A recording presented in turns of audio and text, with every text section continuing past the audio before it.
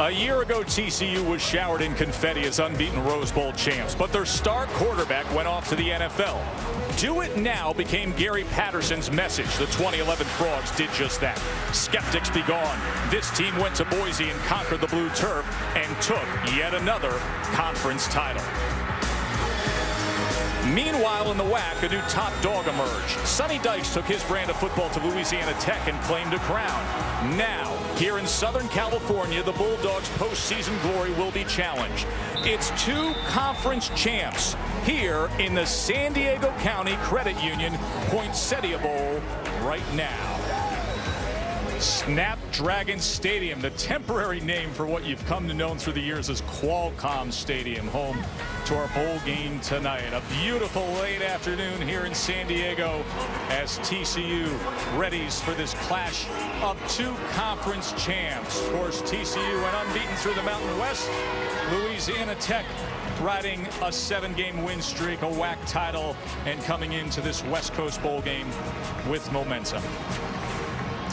And good evening to you, everybody. Glad you're with us. Joe Tessitore alongside Lou Holtz and Mark May. TCU's Gary Patterson may be one of the most accomplished, if not respected, coaches over the past decade, and you could make a strong argument that he actually did one of his finest jobs this year because he had to replace so many key players, including his quarterback, Mark. And that quarterback was Andy Dalton, the winningest coach in TCU history, but the replacement, KC Paul Hall, did a terrific job of running this offense for TCU. The big fella at 6'5" can run with the football, but he's got terrific feet, can roll out of the pocket and make plays. And I love his accuracy out of the pocket. At 6'5", can drop it right down the chimney to his wide receivers in the corner of the end zone, and he's got great leadership. As for Louisiana Tech, Sonny Dykes, the head coach. Lou, throughout his career, guy was known as a spread offensive wizard. But this year, this win streak has been built on special teams and especially hard-nosed, opportunistic defense. Well, this is the best defense of Louisiana Tech in the last 20 years. And they're led by two great senior linebackers. But look at this. 76 tackles for loss, 32 sacks, 20 interceptions, 5 of them returned for a touchdown. In addition to that, they've recovered 9 fumbles. But the two great senior linebackers, you look at Adrian Cole. Now, this is the Defensive Player of the Year in the conference, along with another senior linebacker, Jay Butler. Now, together, they have over 200 tackles, 5 interceptions, but they're also the leadership, and that is the reason Louisiana Tech's here in a bowl game. First time these schools have played. TCU does have familiarity with this bowl game. They're 2-0 here. We will see who will be flying high tonight. TCU's Gary Patterson, a chance to make school history tonight. Our Sam Steele will visit with Coach Patterson when we return for kickoff. Stay with us. Welcome back to San Diego. Gary Patterson, 108 wins at TCU, just one away from tying the school record. Moments ago, he caught up with our Samantha Steele. Coach, TCU can't sneak up on anybody anymore. You're going up against an underdog tonight. What was your message of motivation for your guys? Well, you got to play every ball game. You know, the team that wins bowl games is the team that wins bowl games. We know that. We knew about that last year, and we need to find out about it tonight. You're facing a defense that's 3rd in the nation in picks, pick sixes, and has 10 guys with interceptions on the year. What's the best way to attack them? Well, you got to be able to run the football, number one. Got to be able to score points. You can't allow them to get into passive situations. They've done a great job, and, you know, for us to win, we've got to be able to score one more point. All right. Appreciate your time. Thanks, Coach. Thank you. Guys? All right. Thanks, Sam. And Louisiana Tech is coached by Sonny Dykes, his 2nd year there in Ruston. The big news this afternoon was that he signed a contract extension, and there were a lot of rumors flying around in the course of the last couple days that he was a strong leading candidate at Houston. So Dykes now locked up with the Bulldogs. They're very happy about that. 42 years old and the WAC Coach of the Year. Joe, they should be extremely happy about that, Coach. Last year, 5-7, turned it around this year, 8 wins this year. I think it's a great decision to re-sign him. Well, I think it's great that he chose to stay. You see so much disloyalty among coaches. Yep. Get one better offer, run off. Thank you, Coach Dyke. If you're happy where you are, stay there. Amen. TCU won the toss. They defer to the second half. Louisiana Tech will receive. Evander Liggins and Quinton Patton back deep. And Ryan DiNucci to kick off and start the San Diego County Credit Union Poinsettia Bowl. And Liggins is able to return it out past the 30-yard line, where we will get our first glimpse of Colby Cameron, who has won 5 straight games as the starter now, including a win at Ole Miss. Nothing flashy, a smart football player. He's gotten by not making costly mistakes. They started the year with Nick Isham, a 17-year-old true freshman who was injured mid-season, and Cameron has come in, and he's been the spark in the midst of this 7-game win streak leading to a WAC championship.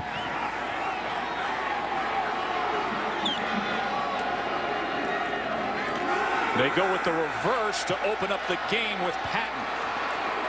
And Patton across to the 43-yard line. That was a gain of about 8.5 yards. He was taken down by Takaran Kuba. Coach, I love to start a game off like this. Build some excitement with your football team. You know you've been practicing this all week. Take this ball, take it down there, get 9 yards on the play. Terrific blocking, but how about the quarterback out there getting the block? Yeah, they did it from an unbalanced line, which they haven't shown much of this year. So 2nd and 1. As empty backfield for Cameron.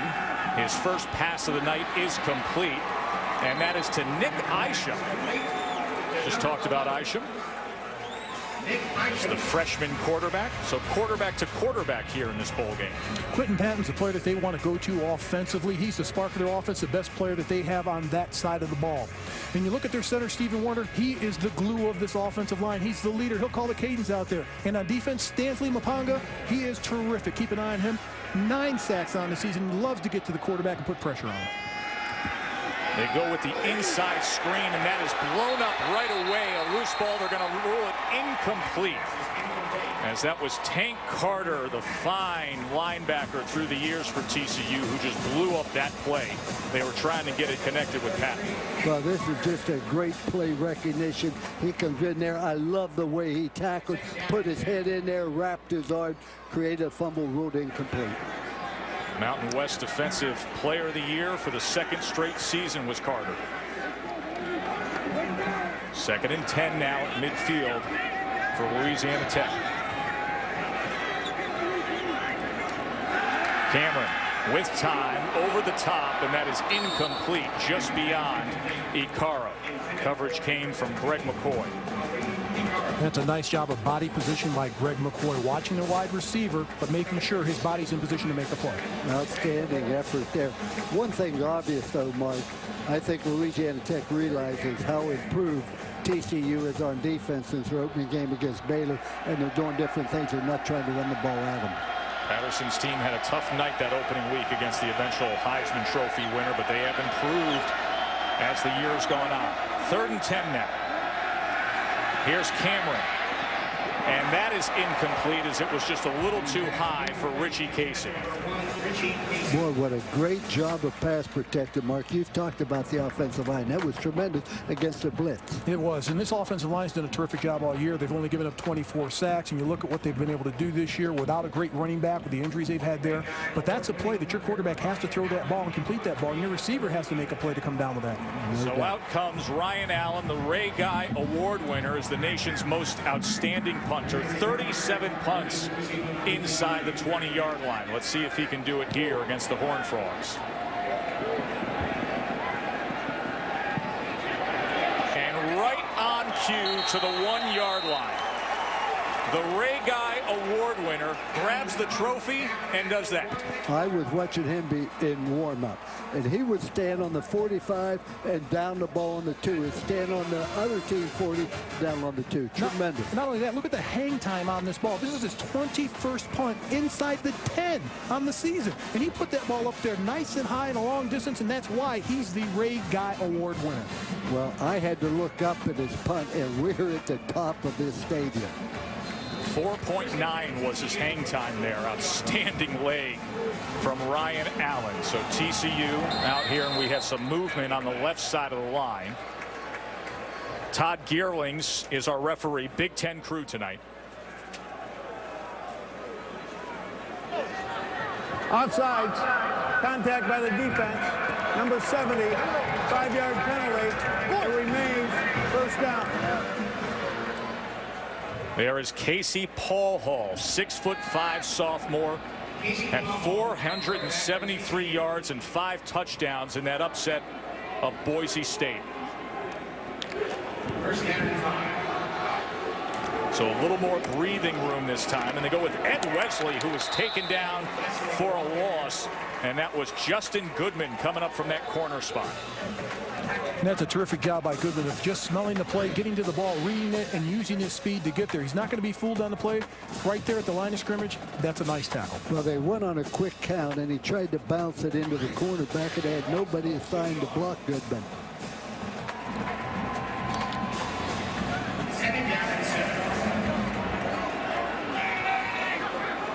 Second and 7 now. Remember, it was the 5-yard penalty to open up that first down. Once again, they keep it on the ground with Wesley. Gives us a chance to look at our impact players.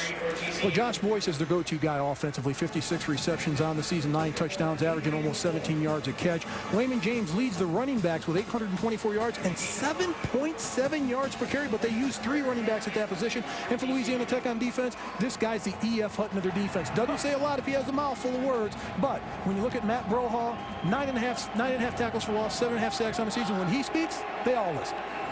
Second all-time in career sacks at Louisiana Tech. 3rd and 2.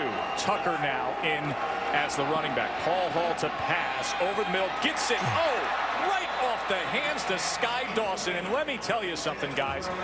This is a sprint champ on their track team. He was going to be off to the races. The only thing that would have stopped him was the goalpost. A terrific job of pass protection here. Nice job by Paul Hall, putting the ball exactly where you want it, in front of the wide receiver where he can catch it and take off.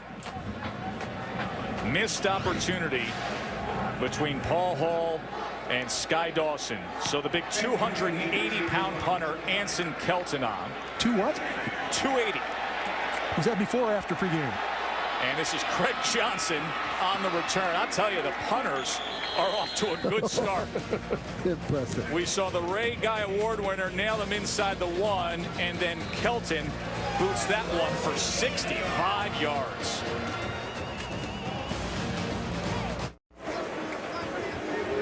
Interesting haircut for the bowl game from Casey Paul Hall. He's actually had the long hair through much of his career. You know, Lou does that for Christmas. He puts ESPN on the side of it. Yeah, and then there's a Christmas tree on the other side. And I tell you, I got tattoos also, Mark. I want to tell you, I put it on my forearm. You got the sleeve working like that, Coach? Joe Tessitore, Lou Holtz, Mark May, and Sam Steele with you here at the San Diego County Credit Union Poinsettia Bowl.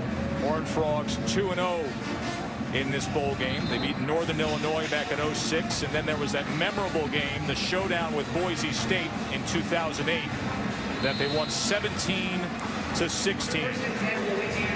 Colby Cameron, who's a Southern California native, starting quarterback for Louisiana Tech, out for the 2nd time with his offense tonight.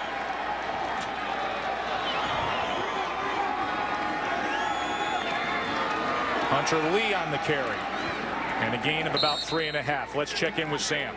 Guys, so much negative news in college football these days. How about something positive? Yesterday, I got to catch up with Louisiana Tech players Adrian Cole and Quentin Patton. They were 2 of 7 players on this team that met with all the kids from the Make-A-Wish Foundation just the other day. They said they were sitting in there, saw the list of what each kid's wishes were.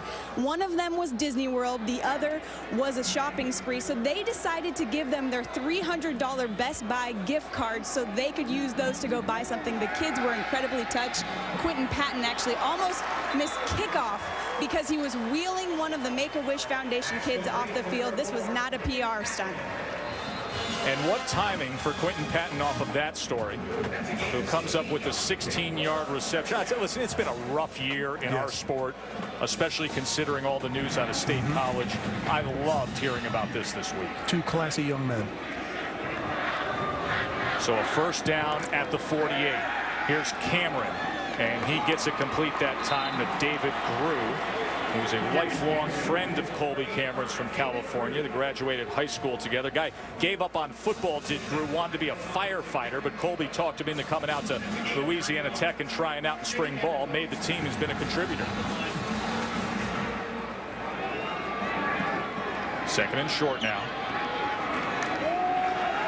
Here's Hunter Lee, and Lee trying to get to that corner, and he picks up the first down.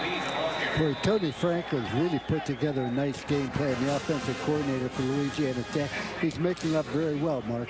And he always has, even in his past when he was at Troy. He was one of those names out there that people would talk about. He's done a terrific job. He does a lot more with less talent, and he puts people in the right position to exceed. And here's a terrific situation when you've got the fourth-team walk-on running back turning it up and getting that first down. First down, just short of the 40 now. Empty backfield for Cameron. Takes a shot downfield, crowded down there, and he's unable to connect with Jakari Jackson. Two receivers and two defensive backs running side by side. Now, Mark, we have done TCU in this bowl game a couple times, but look at this replay here. Just great coverage, great throw. So you call that great coverage over the top of his head like that? Hey, but the protection's what impressed me. I've seen Texas Christian, they put pressure on the passer. 2nd and 10 as Lee joins Cameron in the backfield here. Cameron looks over. Tony Franklin, the offensive coordinator. Play clock running down. And we're going to get a timeout called by Sonny Dykes and the Bulldogs. We will step aside. It'll be 2nd and 10 when we return to San Diego.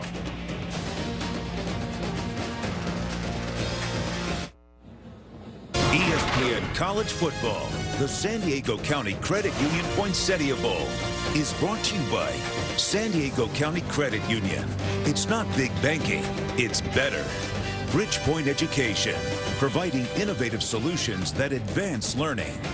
Vonage, sounds good. And American Airlines, traveled over 250 cities and 40 countries on American Airlines. See if Louisiana Tech will be fearing that frog tonight. Joe Tessitore, Lou Holtz, Mark May, Sam Steele with you here at the San Diego County Credit Union Poinsettia Bowl. 2nd and 10 for the Bulldogs. Cameron gets it complete for a first down and more to Quentin Patton.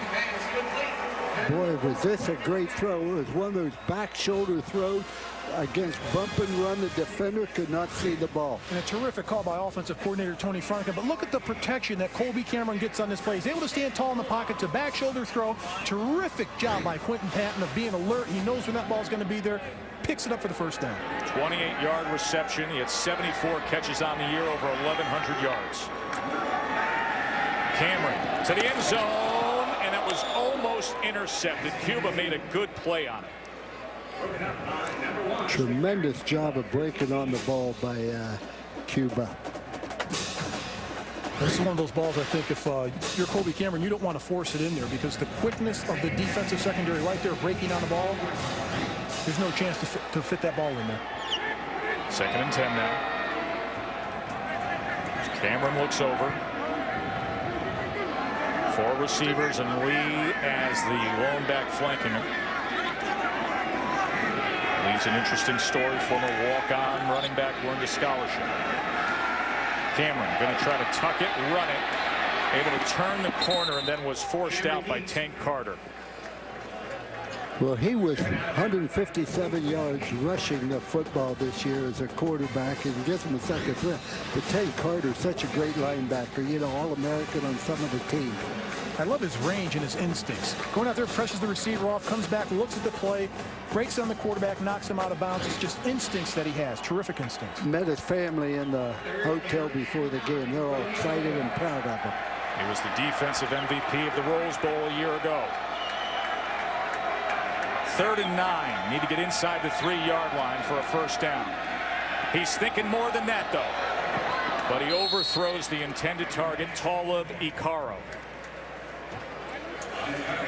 You can throw the ball all you want, Mark, but there comes a time where you got to win the battle up front and force your will on the other team by running the football, and you as an offensive line player would know that. You're absolutely right, Coach. They have to respect the running game, and they haven't run it enough to get the respect from TCU, particularly in 3rd and long situations or even 2nd and mid situations.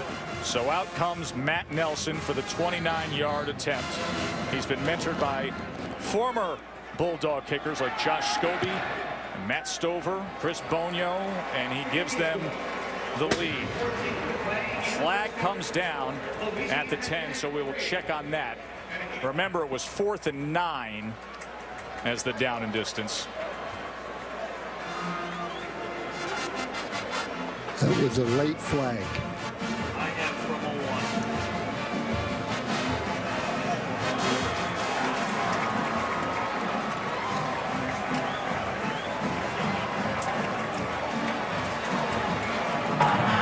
Personal foul. Hands to the face. Number 96 defense. That will take the points off the board. It's an automatic first down, Louisiana Tech.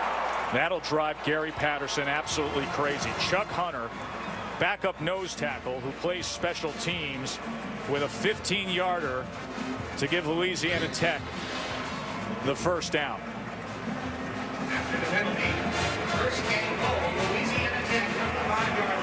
Right there in the middle of the line of scrimmage, you can see it. His head rears back, his hands are under his face mask.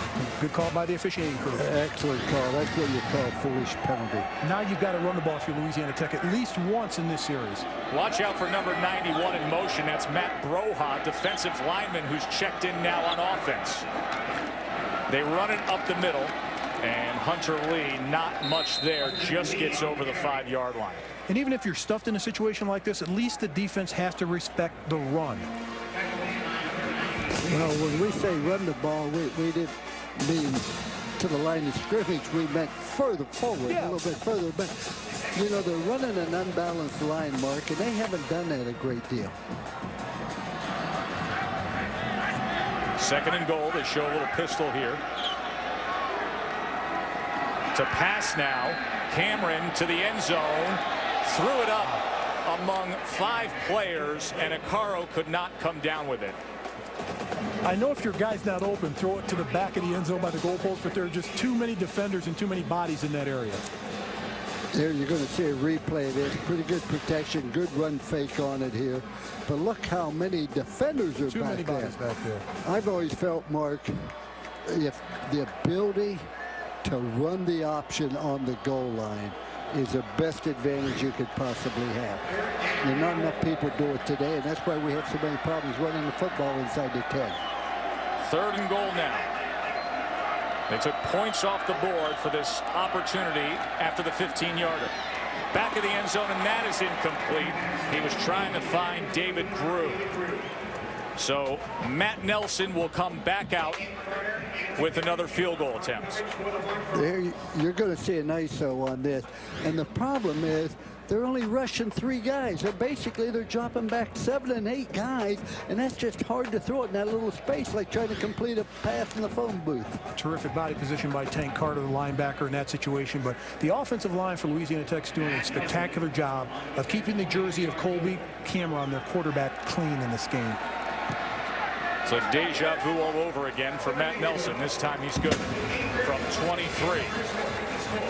It's always nice this time of the year. The bowl season underway, and Capital One Bowl Week continues Thursday on ESPN with the Mako Bowl Las Vegas. Arizona State, Boise State, the Mako Bowl Las Vegas, Thursday at 8 Eastern. Capital One Bowl Week on ESPN, ESPN3, and also streaming live on WatchESPN.com.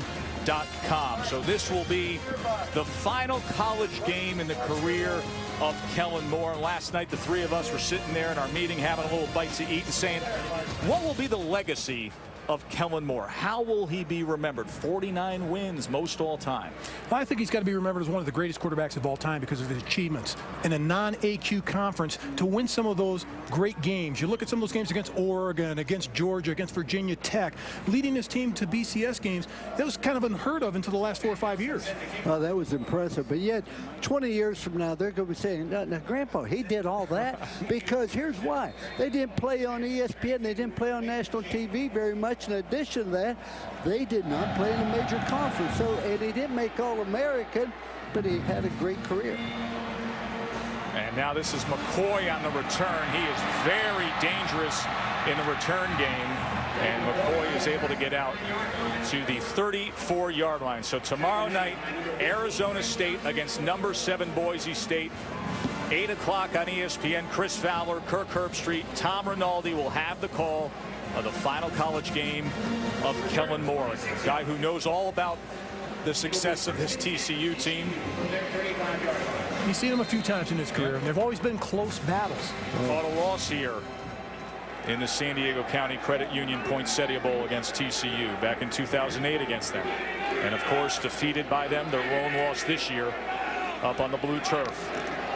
Wayman James now on the pitch, and James out to the 41-yard line. You know, going back to Kellen Moore, a lot of people think because of his height, he's vertically challenged, that he won't make an NFL prospect. I disagree with that. The guy's a winner. He's a competitor. I think he'll get drafted late, or he'll definitely be an NFL camp because of his moxie, because he finds ways to win. He's very accurate, and he's got great peripheral vision.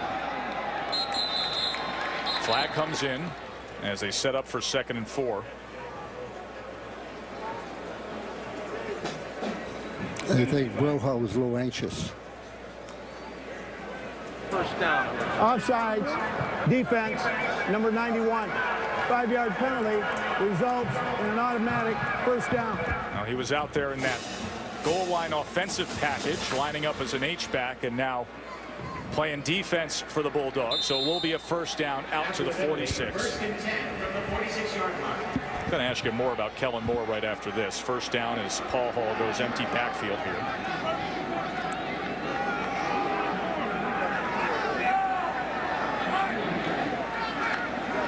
They tried to go with the inside screen to Carter, but that was blown up right away.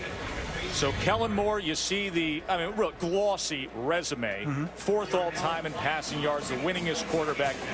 And you think there is a future on the next level. I mean, this is a quarterback-heavy draft with Luck and RG3 and potentially Barkley.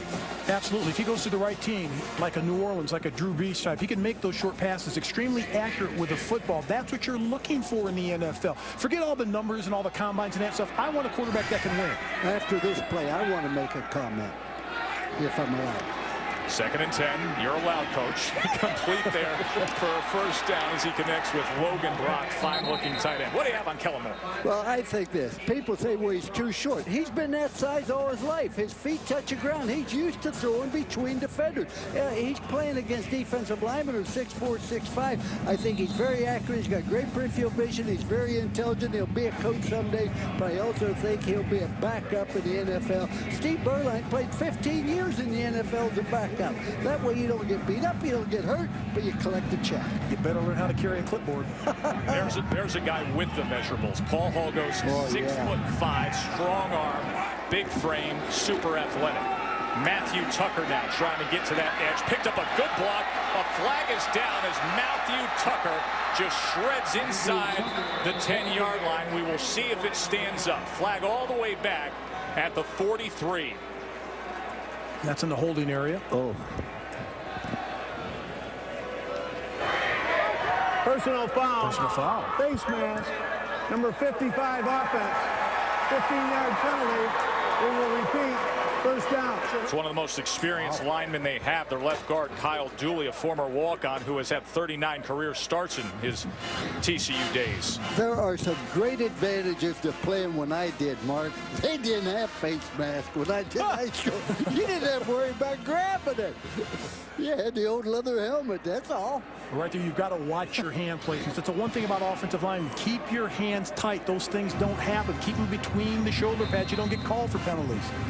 Good helmets back at Kent State back in the day. Oh, yeah, absolutely. Were they leather? You could fold them. They were Hutchinson headgear. They may have been clay, hardened in the sun back then. So that negated a 38-yard run. And instead, they go underneath to Sky Dawson.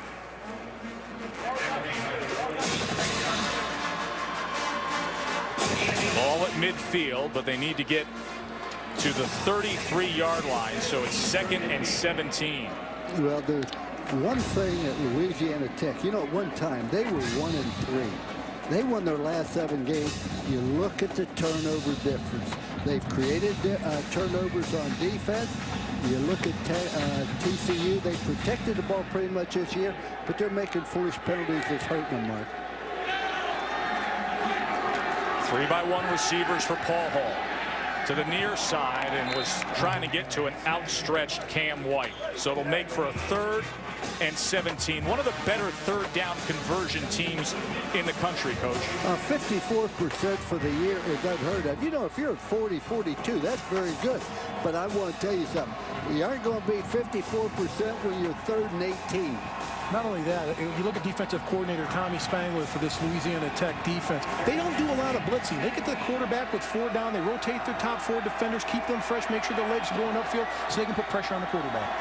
Here's Paul Hall on 3rd and 17. The screen, and it's incomplete. Could not connect with Ed Wesley. So that 38-yard run brought back with the penalty, and then the offense fizzles out.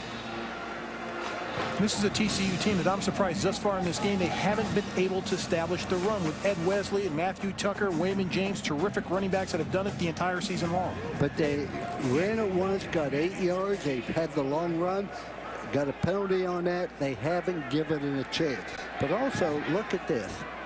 Who wants to be here? Who has something to prove? Here's Kelton. He's got a big leg, good directional punter as well.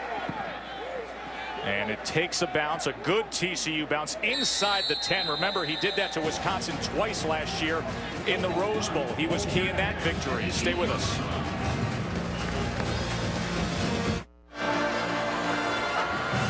Welcome back to Snapdragon Stadium, where Louisiana Tech leads TCU 3-0. Guys, we've been talking about Quinton Patton all game, and for good reason, but you wouldn't know it. The guy is playing on a high right ankle sprain. He didn't even practice at all in Ruston, just started practicing this week when he got to San Diego. When we talked to Coach Franklin about him this week, he said he's one of those players that still hasn't reached his potential, and he doesn't even understand how much he has. He said he's one of those guys when he's running those deep routes, sometimes he'll be thinking, don't do that. Oh, he got it. Okay, good job. Good job. He's had a good year dealing with that bad ankle at the end of the regular season, Sam, but good contributor. Had a nice catch earlier tonight. And see if Louisiana Tech will look his way here. First down inside the 10. Cameron does get it complete this time to Miles White. Let's check in with Wendy Nix. Wendy. Joe, thank you. We check in with college basketball on ESPN2. Texas at North Carolina. Here's Kendall Marshall with the ball to James Michael McAdoo for the dunk. McAdoo has 8 points, 67-50. North Carolina with the lead. Of course, Texas will be represented with their football team here in the Bridgepoint Education Holiday Bowl on the 28th of December. That was overthrown as Cameron was off the mark looking for Grew again. They got Cal, Texas coming up on Wednesday, December 28th here in this stadium. Cal finished the year on an up note. Texas, of course, had that season finale against Baylor when Robert Griffin III declared himself the Heisman winner. 3rd and 5 now for Louisiana Tech. Empty backfield for Cameron. Let's see if they get after him. They only rush 4. And he gets it complete for a first down as White is able to get out of bounds at the 22-yard line. Coach, this is perfect execution offensively. It starts with the offensive line, giving quarterback Colby Cameron perfect protection. From that point on, it's him reading the defense, making a quick decision with the ball and getting it out of his hands. Well, what was nice is they caught TCU in a zone defense, and the guy dragging underneath was wide open.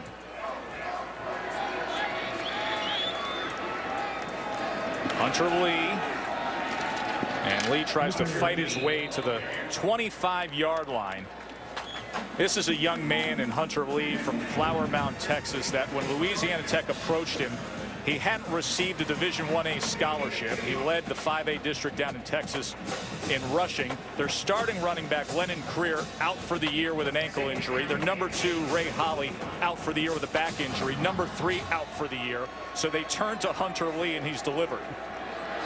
You can succeed when nobody believes in you. You have no chance to succeed if you don't believe in yourself, and Hunter Lee believed he could play major college football. 2nd and 8, and complete for a first down again to Miles White. And White crosses the 40 to the 43, tackled by Ross Forrest.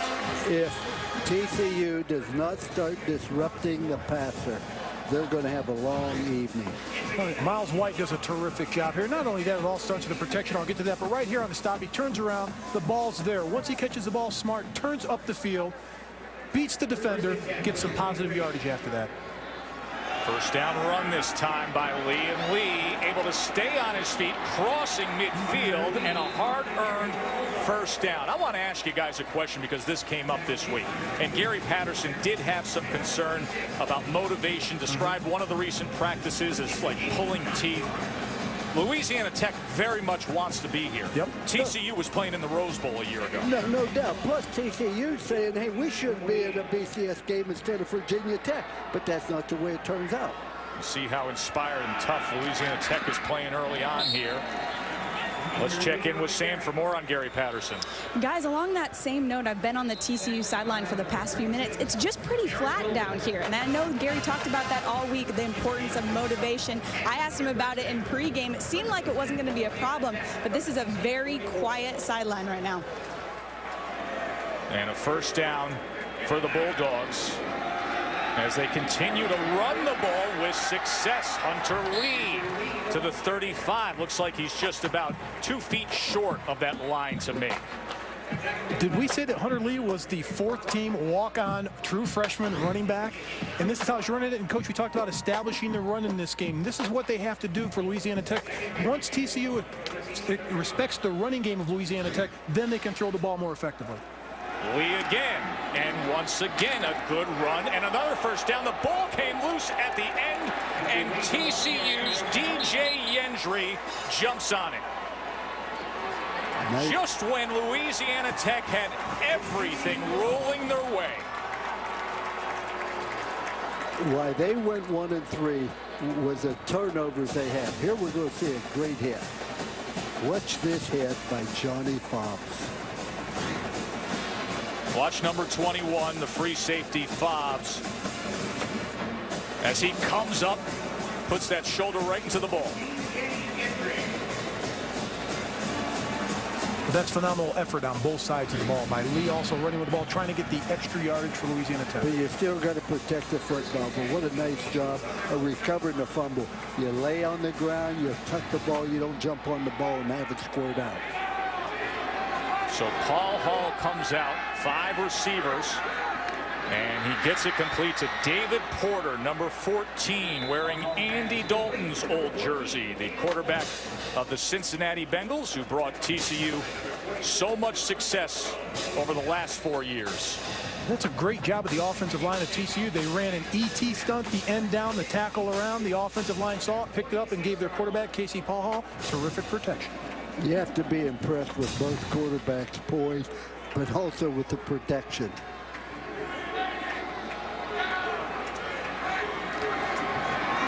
Paul Hall's going to keep it himself. Good run by Paul Hall to the 42. Had a blocker in front. Pulled it from the belly and jetted right upfield. What's impressed me about him is not only him throwing the football, but the athleticism that he has. Not just running the football, but his feet in the pocket, Coach. Yes, and talking to Coach Patterson, I said, were you surprised with Casey's progress? He said, not really. He has been in the program. This is his 3rd year. He's a sophomore, but was also redshirted, learned a great deal from Andy Dalton. You can see Coach Patterson a little concerned. First down at the 41. Here's James this time, breaks a tackle, gets to the near side, turns on the Jets. Flag is down as James is down to the 15-yard line. Here's a young man that averaged 7.7 yards per try.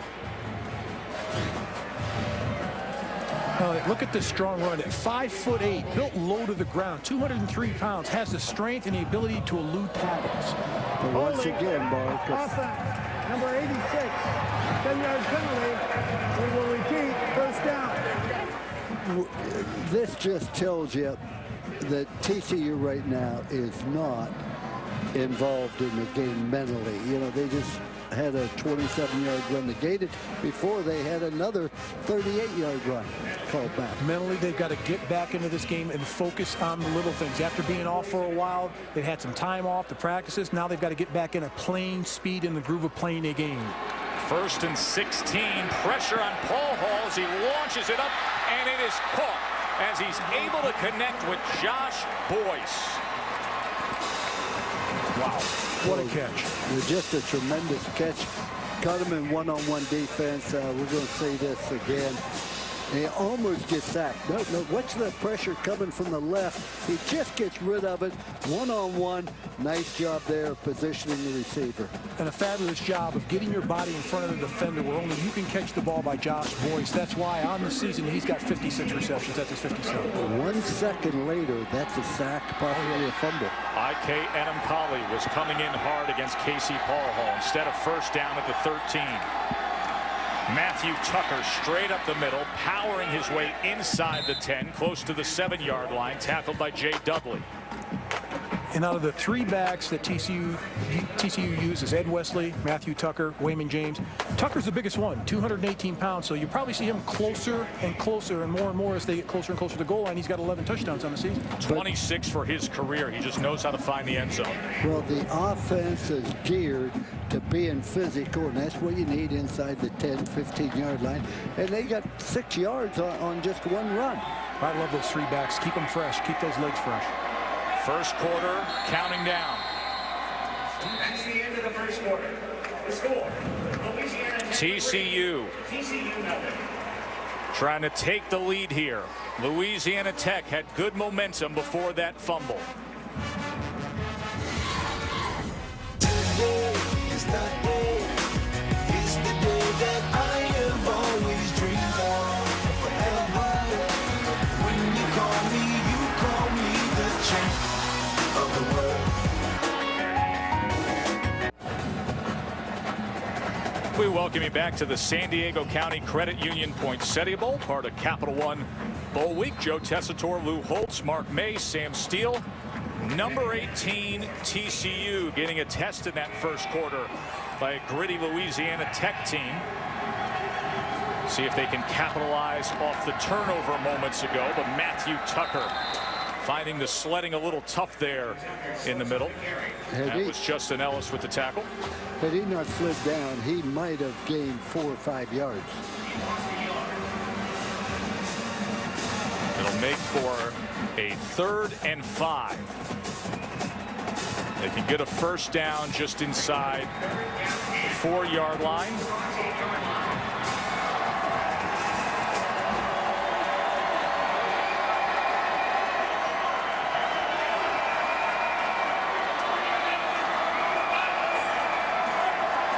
Casey Paul Hall pumps, then goes to the end zone. He was looking for Josh Boyce, his favorite target, but he was covered well by Justin Goodman.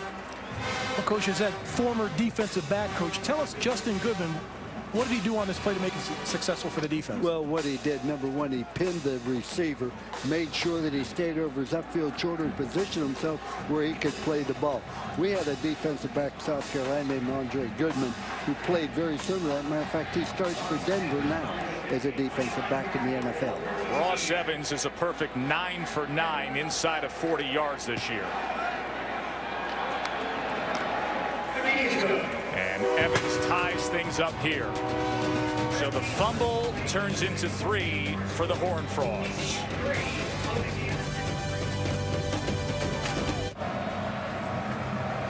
Louisiana Tech fans looking for a bowl win and a big upset. They've won 7 straight. Coach Sonny Dykes signed a contract extension today.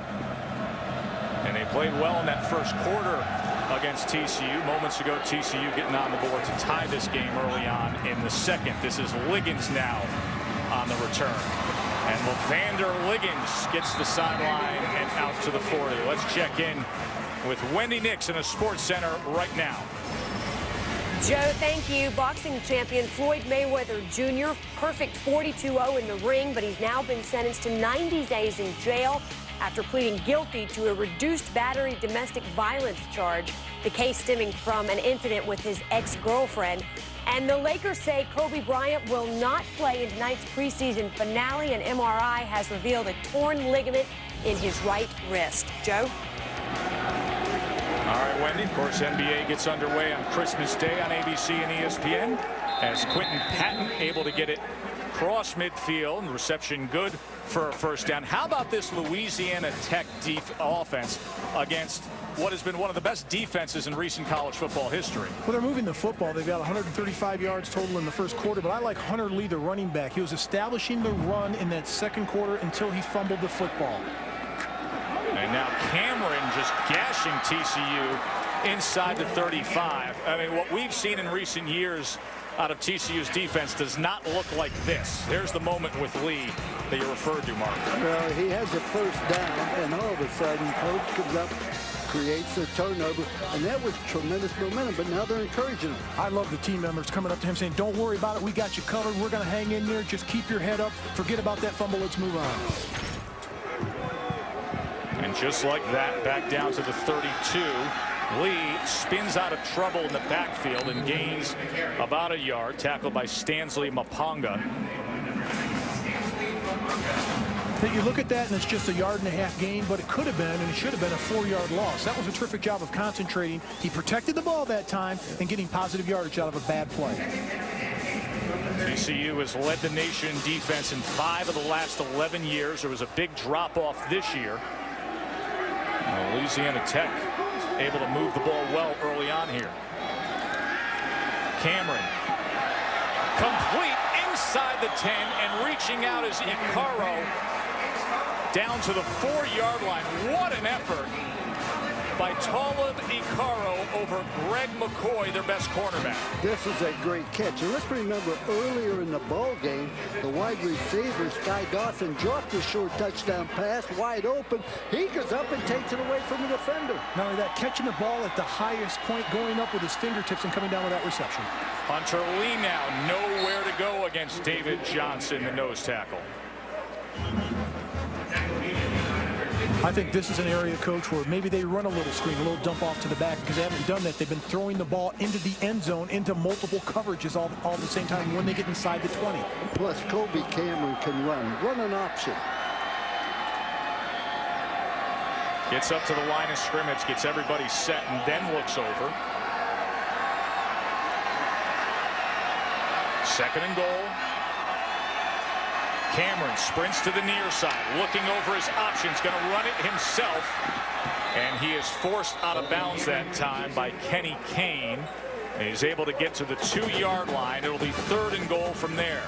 And Coach, on this play, watch Hunter Lee, the running back 36. Watch the block that he's going to get out here. He's reading the defense, a terrific block on the defensive end, Stanley Maponga. It releases your quarterback, Colby Cameron, to pick up positive yardage. Now you're inside the 3-yard line. Now you got a chance. 3rd and goal, 4 receivers. Cameron to the corner. Quentin Patton incomplete, they say. They took their time, and then they said Quentin Patton was unable to stay in the end zone.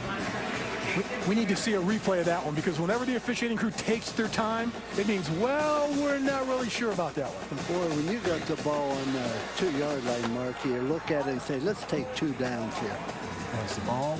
Well, touchdown. Left foot looks to be down. That's a touchdown. That's a tremendous effort by Patton. They're going to have to take a look at this. The previous play is under further review. I call that catch, foot down, dragging across, touchdown. Well, from the one view, I agree with you. From that view, I thought it was inconclusive. And if it's inconclusive, they are going to give it to him.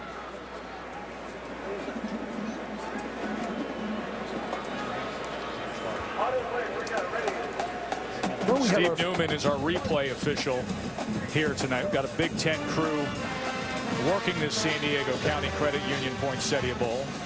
You know, and Patton is, as we said earlier, one of the feel-good stories. This is a young man who donated his gift card that the bowl gives out to the Make-A-Wish Foundation this week.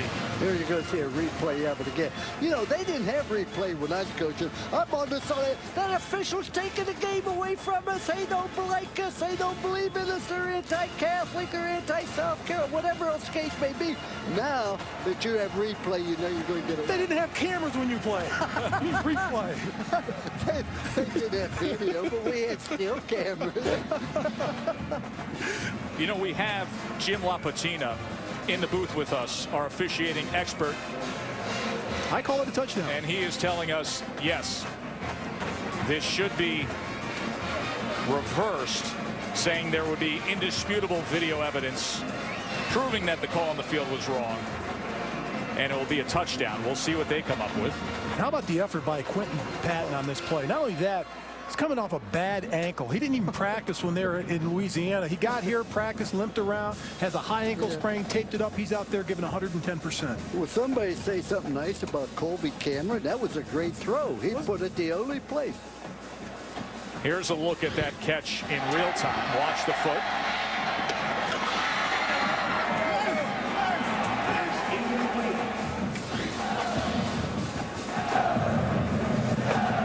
After review, the receiver did get a foot down and controlled the ball.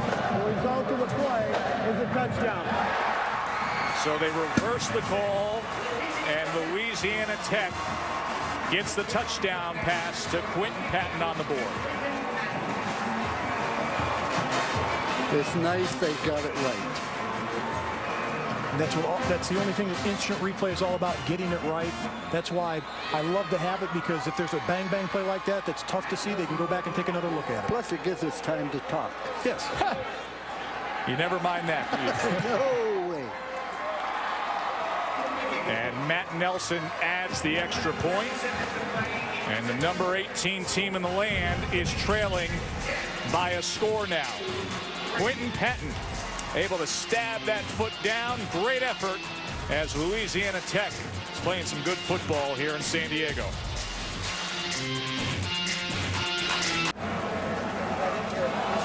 Quinton Patton taking a seat there after scoring on the touchdown catch in the corner of the end zone. Sam told you about the bad ankle he's been dealing with since the end of the regular season, but he is off to a good start here in San Diego. Short kick fielded at the 38-yard line. Capital One Bowl Week continues Saturday. It is the Sheridan Hawaii Bowl on ESPN. You got Nevada meeting up with Conference USA champ Southern Miss. The Sheridan Hawaii Bowl, Capital One Bowl Week on ESPN, ESPN Radio, and ESPN3. Mark Jones, Ed Cunningham get the assignment out there on the beach. What were you saying about the Sheridan Hawaii Bowl last night? I wanted to do the bowl game, but I wouldn't let me. I wanted to go to Hawaii. Hawaii's my favorite state. I could have seen the president over there. Maybe rode with them. That's coming up on Christmas Eve. Paul Hall, first down, pressure, and barely able to escape it for a gain of a yard. That was John L. White tracking him down. This is a terrific job by the front four of Louisiana Tech. They're only going to rush 3 or 4 guys, but they're going to rotate all 8 defenders into. They play a 4-down line, get into the quarterback. They don't have to blitz, just pressure on the outside and make it Casey Paul Hall step up, and a terrific job of John L. White of running him down, tripping him up for the short gain. 2nd and 9 at Wesley. And Wesley is met and sent back a bit that time by Shaquille Lucas. He's developing well, the sophomore defensive tackle. This is a very solid defensive football team for Louisiana Tech. You know, they did have 32 sacks during the course of the year and 20 interceptions. That's unbelievable. 20 interceptions and 5 of them were returned back for a touchdown. Remember earlier we said that TCU's offense is number 2 in the country in 3rd down conversion? Yep. They're 0 for 3 tonight. Here they face a 3rd and 5. Paul Hall. And that ball is incomplete as he could not connect with the diving Josh Boyce. Defensive coordinator Tommy Spangler's defense has done a fabulous job tonight against the offensive TCU. But looking back during their 7-game win streak, they gave up just under 15 points a game. So this defense has a lot of confidence. Well, this is the best defense that Louisiana Tech's had since 1992. That was 20 years ago. They're playing together, and they got 2 great linebackers. Of course, Adrian Cole and Jay Dudley, over 200 tackles. So Kelton, who's about the size of a left tackle, comes on to punt again. And that ball is muffed. The ball is loose and finally picked up that time, but driven all the way back to the 5-yard line was Terry Carter, defensive back who also plays special teams and had the heads up to jump on that. What players have to understand, even though you signal fair catch, you do not have to catch it. Anytime you feel you don't have that ball under control, get away from it. But his own player sort of runs into a mark. It's Craig Johnson who was trying to field that punt. Got away from him a bit. You know what football's about? Communication first. Absolutely, and awareness. You cannot minimize awareness in a football player. Now they're looking to see you cannot advance a muff punt. That's right. I know that applies to the defense, but now we're going to find out whether it applies to the offense as well. Gary Patterson over there looking to see a spark from his team.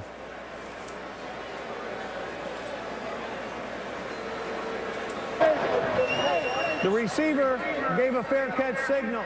Therefore, once Louisiana Tech controlled the ball was dead.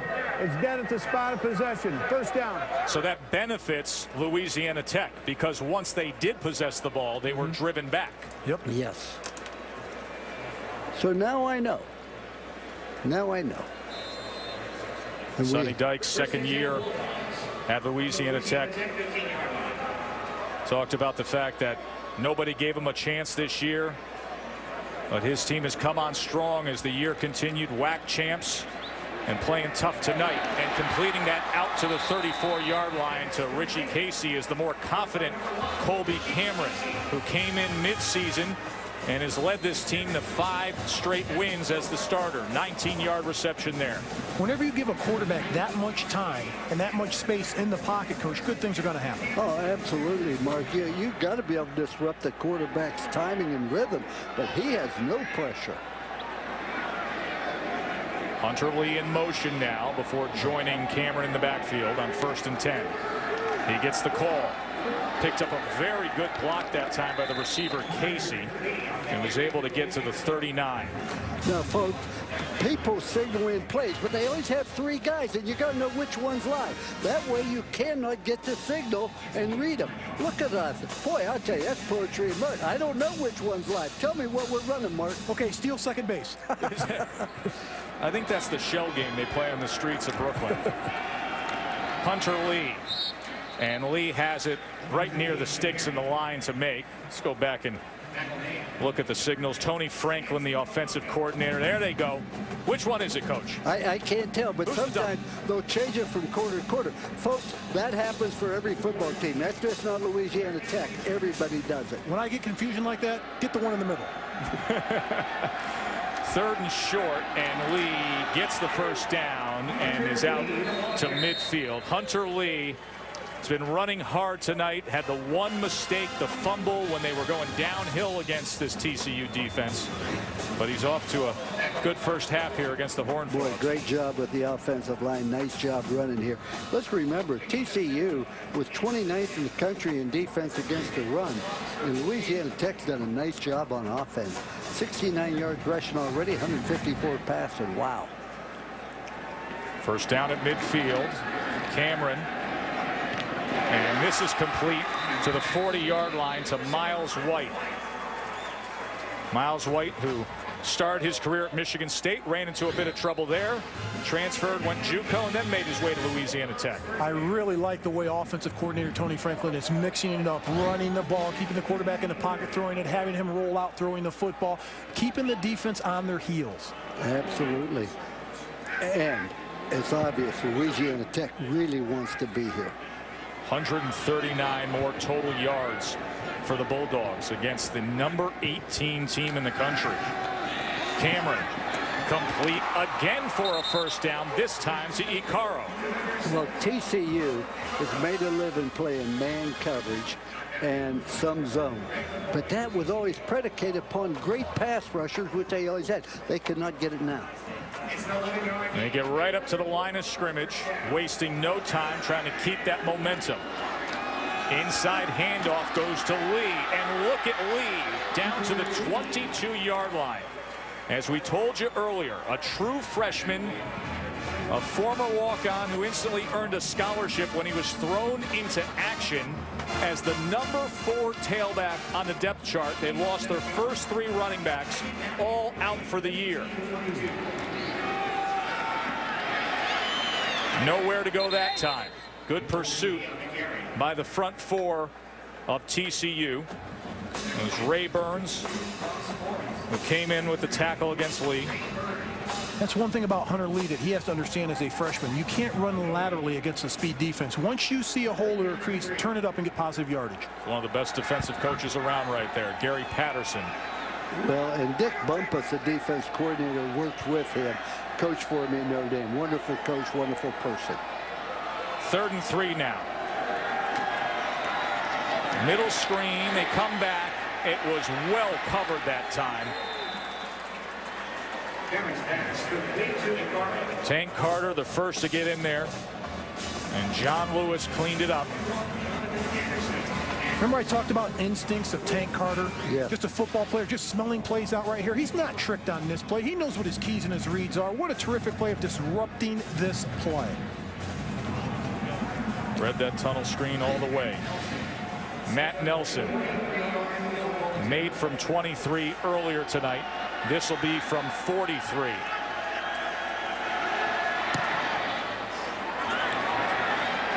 And it hit the post.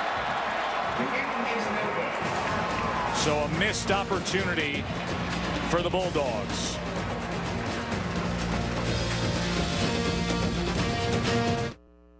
ESPN College Football, the San Diego County Credit Union Poinsettia Bowl, is brought to you by Snapdragon Mobile Processors. Inside your smartphone beats the heart of a dragon. The Volkswagen Sign Then Drive event, where you can drive away in any new 2012 VW for practically just your signature. And Taco Bell, think outside the bun. 10-3 Louisiana Tech here in San Diego. Joe Tessitore, Lou Holtz, Mark May with you at the San Diego County Credit Union Poinsettia Bowl. Wayman James, tough running. I like coming back from commercial there. We showed you some of the action on the sideline, taping up the digits. Kind of looks like your right hand there. To this day, right? Hey, football players, you got to tough it out right there. You know what? If it's hurt, tape it up and go out there. You know, you used to tell the trainer, it hurts when I do this. You know what the trainer used to say? Don't do that. Stop shaking it. 2nd and 1 now. Here is Wayman James. And he pushes ahead for a TCU first down. It's like the player said, Doc, everywhere I touch it hurts. Doctor diagnosed and said, you got a broken finger. But let me tell you, the last 5 minutes of the half and the first 5 minutes of the third quarter are absolutely critical. If Louisiana Tech can stay strong, these last 5 minutes and the first 5 minutes of the third quarter, most critical part of the game.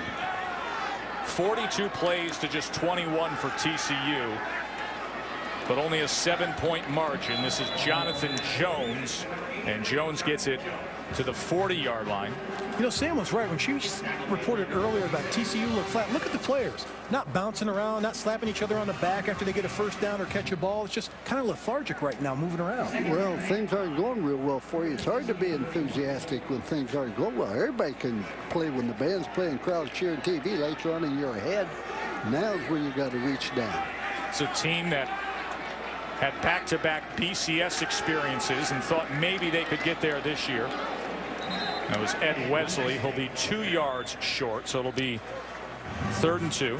One of the reasons I think they're running the ball right now, Mark, is they're trying to make sure their defense gets some reps. Yep. Their defense has been on that field a long time today. And plus, I think what happens here is Gary Patterson wants to lean on the offensive line, say, look, we got a terrific running game. We haven't been able to establish the run in this game. Let's go back to our bread and butter to see if they could stop us.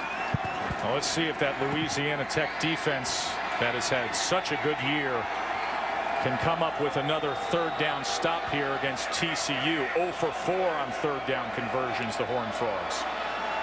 Pahal to pass, and that is incomplete.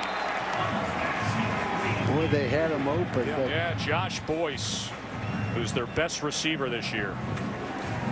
You know, sometimes they tell you to look the ball in, but not into your helmet. Look it into your hands. Yeah. And it's just one of those unfortunate things. His feet slips under him and doesn't quite able to look the ball in. Gary Patterson seeing too much of Anson Kelton, his senior punter, who's back out there again. Craig Johnson back to return. Calls for the fair catch, and this time he does secure it. So the Bulldogs offense back out. 3.5 minutes till half when we return.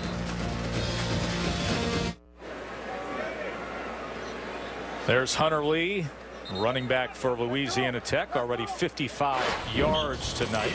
Our drive recap is brought to you by Vonage. A couple of drives ago. What a terrific, right down the field. What a terrific catch by Tali Vaquero right here. Look at the block on the outside by Hunter Lee, allowing the quarterback, Colby Cameron, to get to the outside inside the 3-yard line. And what a spectacular catch and body control by Quentin Patton here for the touchdown. All 5 Louisiana Tech drives reach TCU territory so far. 27 of their 42 plays occurred in TCU's side of the field, and yet only a 10-3 lead.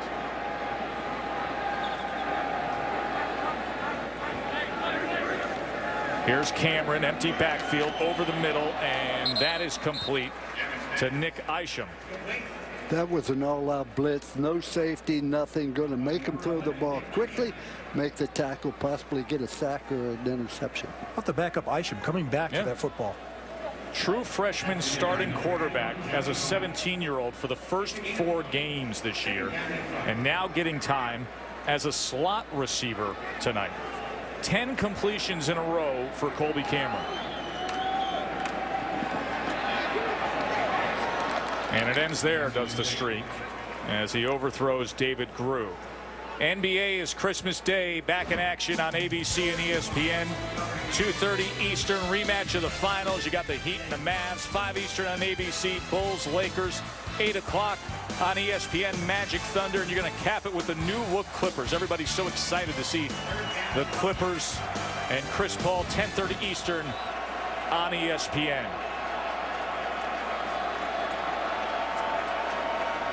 Third and 5 for Louisiana Tech.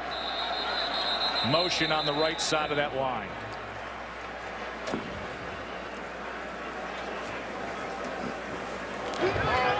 Ball start. Offense, number 78.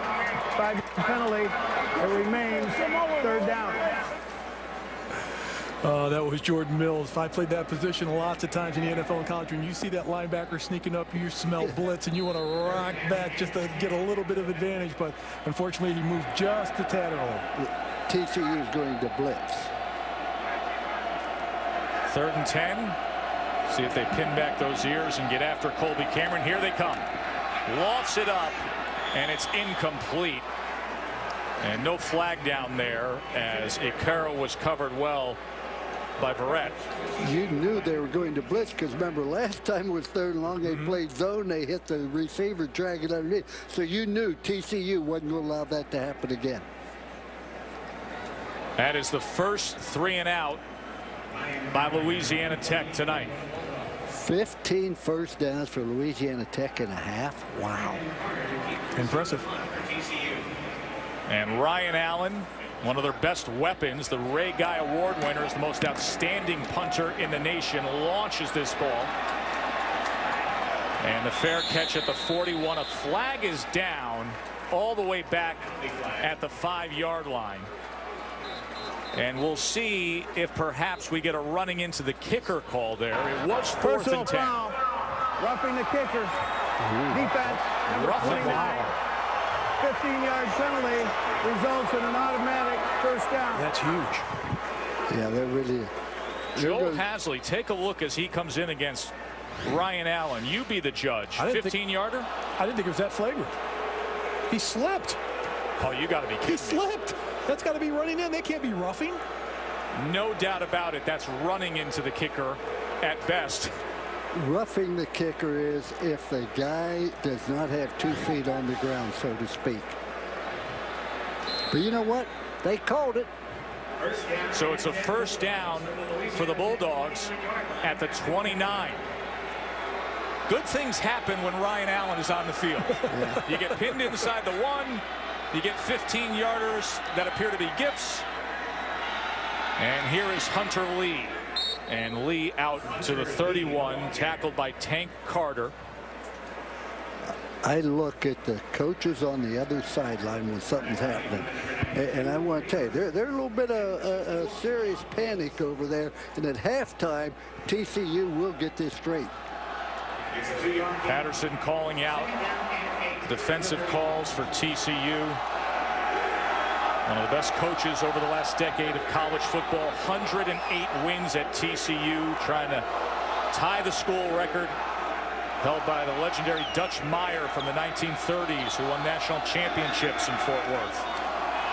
Cameron on a design quarterback run, and Cameron, as a couple of TCU defenders collide, gets out to the 37.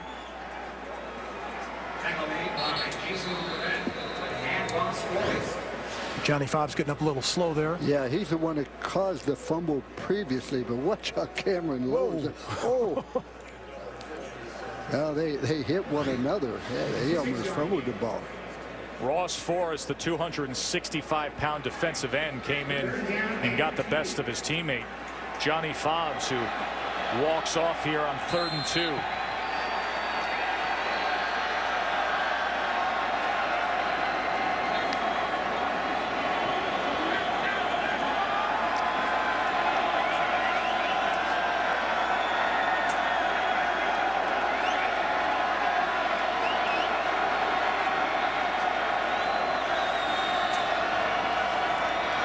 They bring pressure, and that is intercepted by Greg McCoy.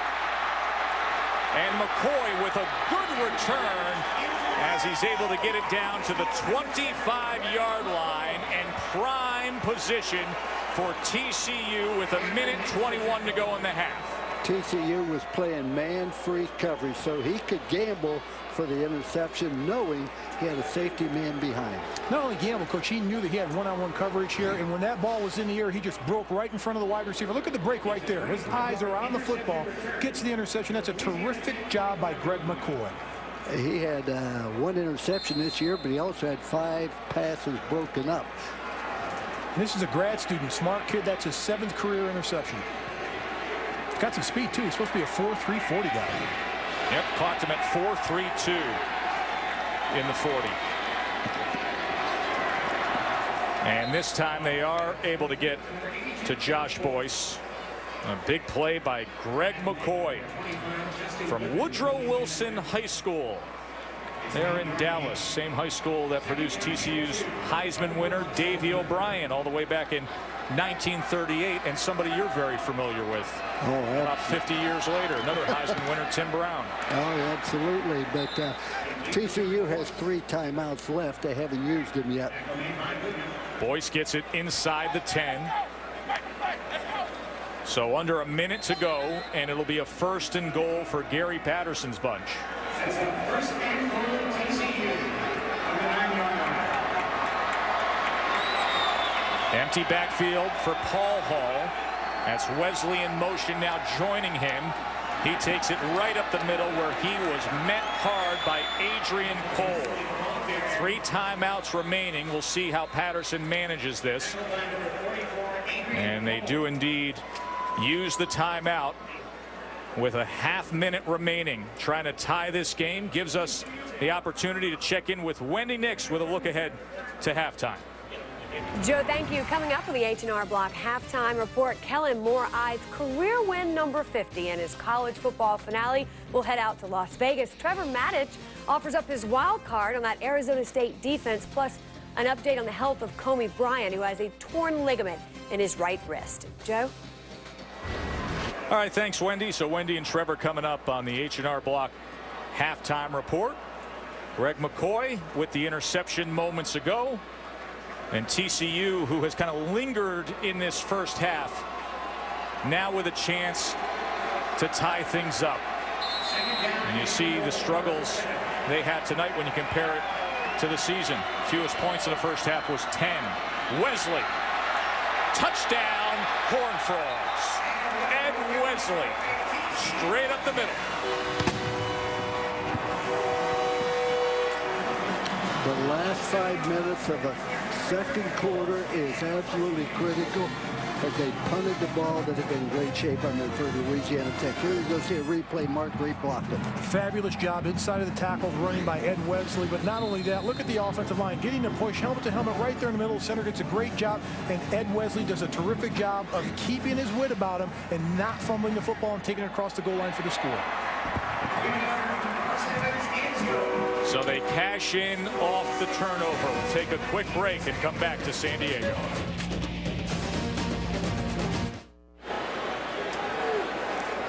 Super Frog a little happier now. TCU with 10 points off the 2 Louisiana Tech turnovers. Ed Wesley with a 7-yard touchdown run. Greg McCoy had the interception to set up his team. Louisiana Tech was moving the ball well against TCU. More total plays, total yardage, had things going their way, but a fumble and an interception and a tie game now. Here's Lavander Liggins. And Liggins able to cross the 30 to about the 33-yard line. And a mistake moments ago for that man, Colby Cameron.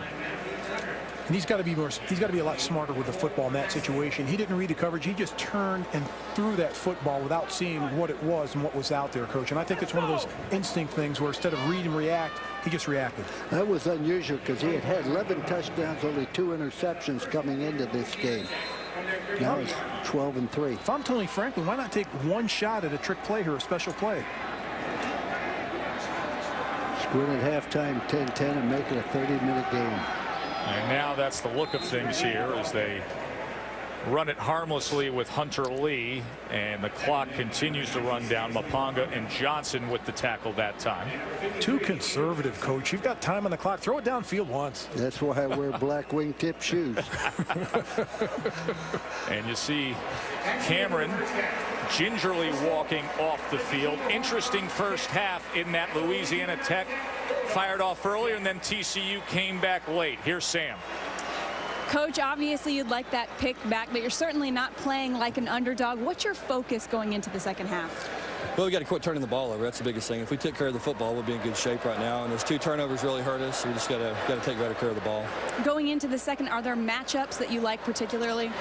Yeah, you know, we're running the ball well and we're playing fast. I think we're wearing them down a little bit. We just got to do a better job executing and not turn it over. All right, I'll let you get in there. Thanks, Coach. Guys. Sonny Dykes has a new contract today and a 10-10 tie with the 18th ranked Horned Frogs. Now let's head to the H&R Block halftime report.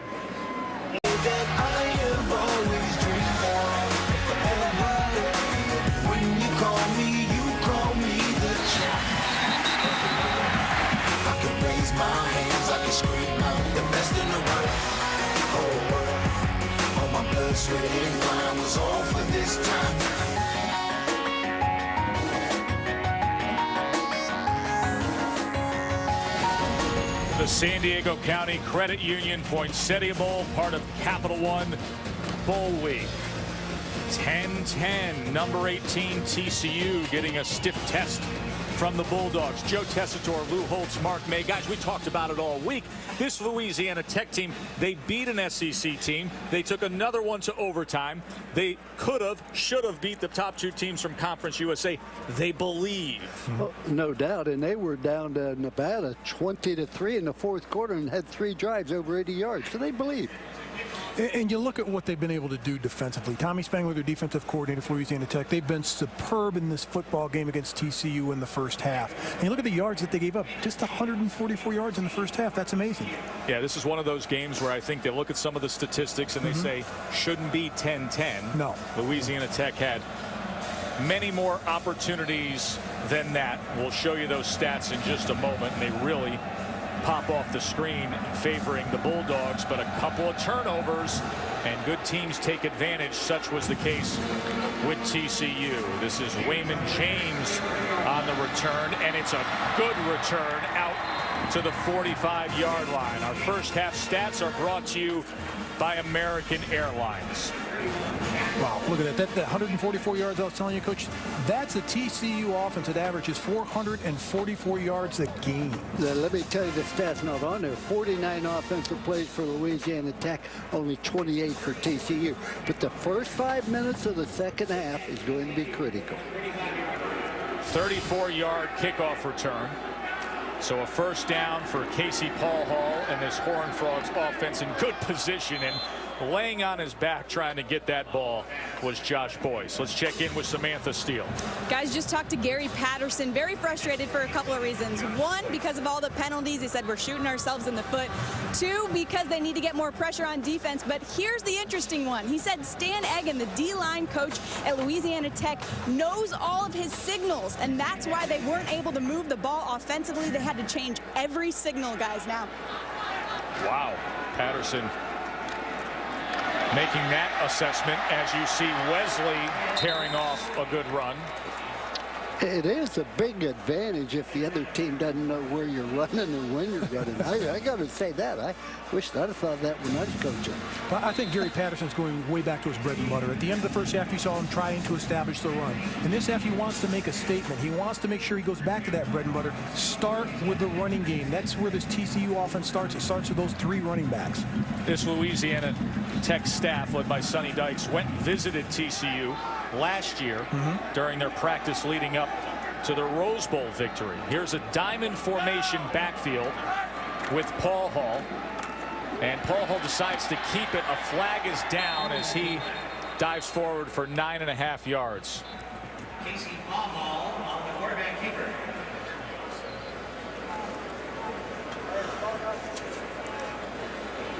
Tackle made by number 14, Greg Johnson.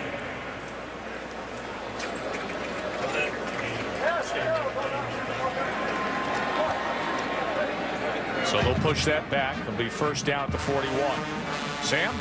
Yeah, guys, Stan Egan knew the signals not only because of that practice last year before the Rose Bowl. He was also an assistant at TCU with Gary Patterson, and Coach Patterson told me that coordinators for both teams once coached at Texas Tech where they use the exact same signals. Sometimes you just got to switch it up, you know, guys?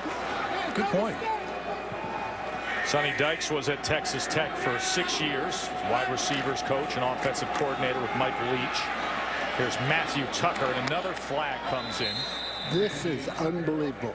For the year, TCU averaged 51 yards a game in penalties. They already have that. Now they're going to end up with 61 with 29 minutes to go in the game. And Sam was right. She asked Gary Patterson about halftime, what are the things you have to correct? And he says, we're shooting ourselves in the foot with penalties. And you saw it in this first drive. They're moving the ball, getting first downs, and they're shooting themselves in the foot. But you know also, Mark, and you know as well as I do, we have Big Ten officials. Sometimes the interpretation for holding in one conference is different than it is in another conference. That's a great point, Coach. You got Todd Gearlings. You see him there, Big Ten crew, officiating this matchup between the conference champs from the Mountain West and the WAC.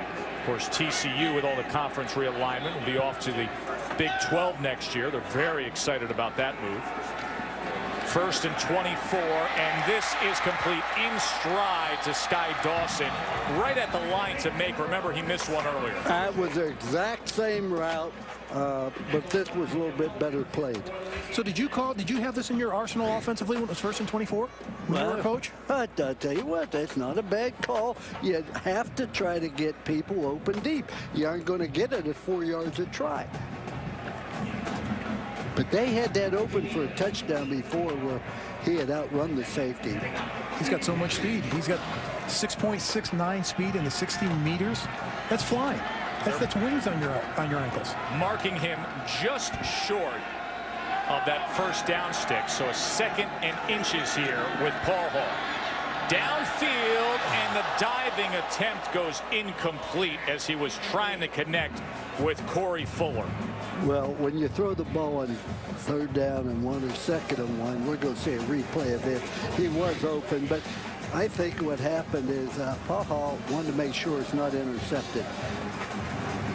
That's one of those catches that's just off the tight end's fingertip. That was a great effort by Corey Fuller. But you used to use the tight ends extensively when you were head coach at Notre Dame, didn't you? Well, let me point out something to you. Their tight ends caught 12 passes this year. That's about the same as ours did, so don't give me a hard time.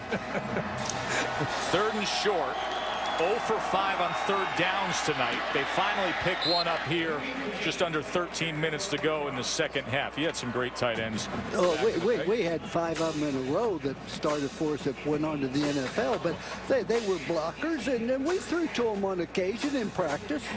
My next door neighbor at my summer house, Derek Brown. Oh, Derek Brown. Here's what a great one. He was from the state of Florida. Had twin sisters that helped us recruit him. Went on to be a first-round draft pick. Of course, pretty good tight ends at Notre Dame right now. Oh, yes. Eifert, who you'll see next week in the Champs Bowl against Florida State. All-American tight end in South Bend. Here's Casey Paul Hall inside the 15-yard line. Tackled by Justin Goodman. What a nice blocking scheme, Mark. They brought the back underneath to lead him on that. That's very nice. Watch the right halfback and the wing back come underneath here. Number 34, and then rakes it outside. Crossbacks in the backfield, but Casey Paul Hall, big, physical, strong, good enough athlete, can run the football, has those 3 rushes for 20 yards tonight. That's another dimension of this offense that puts a lot of pressure on the defense for Louisiana Tech. 2nd and 4 now. Wesley the lone back with Paul Hall. And he charges ahead. It looks like they're going to spot him just short. So it'll be 3rd and less than 1 for TCU. When you can run the ball twice and have 3rd down and 1, you have things going your way. It's easy to call plays. Now I see why they're 54% on 3rd down. It's 3rd and 1. The first half, they were like 3rd and 15 all the time due to penalties. They were 0 for on 3rd down conversions in the first half tonight. Here's Wesley, and Wesley goes nowhere. Barely gets back to the line of scrimmage as Christian Lacey, the defensive end, who's been injured throughout his career, came up with the play there. And that's a terrific job of the right side of the defense of Louisiana Tech, creating a new line of scrimmage in the backfield of TCU. Better leverage on the defense against the offensive line of TCU. Well, every time there's a great play, there was a bad one, and one happened to be not very well played by the offensive line. 4th and 1 now.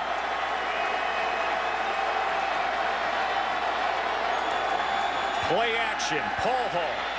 1st down, and it'll be a 1st and goal as Luke Shivers was a wide open target for Paul Hall. What a terrific play call by Jared Anderson upstairs in the booth for TCU. Nice job off the play action fake. When you've got a mobile quarterback that can throw on the run accurately like this, Coach, it's tough to defend.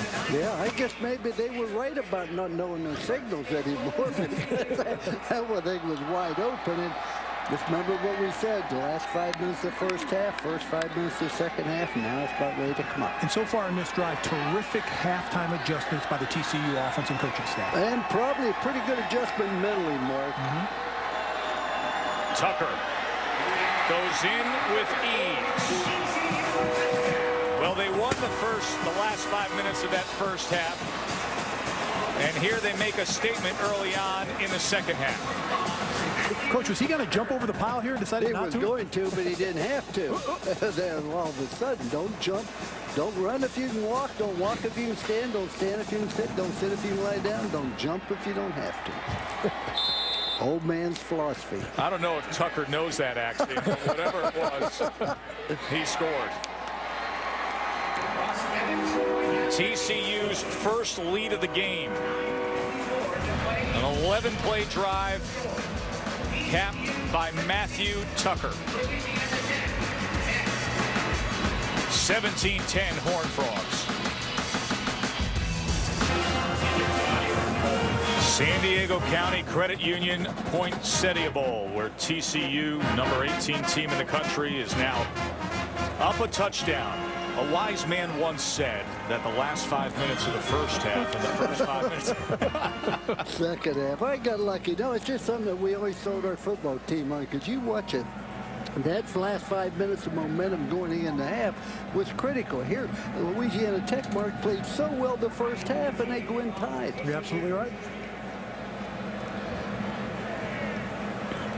Officials having a slight delay as there's a issue with referee Todd Gerling's microphone. And now that has a fresh battery, and we're ready to go. Yeah, I was going to say, he's used it a lot. Ross Evans will be kicking off. Earlier we saw Ryan DiNucci handling those duties for TCU.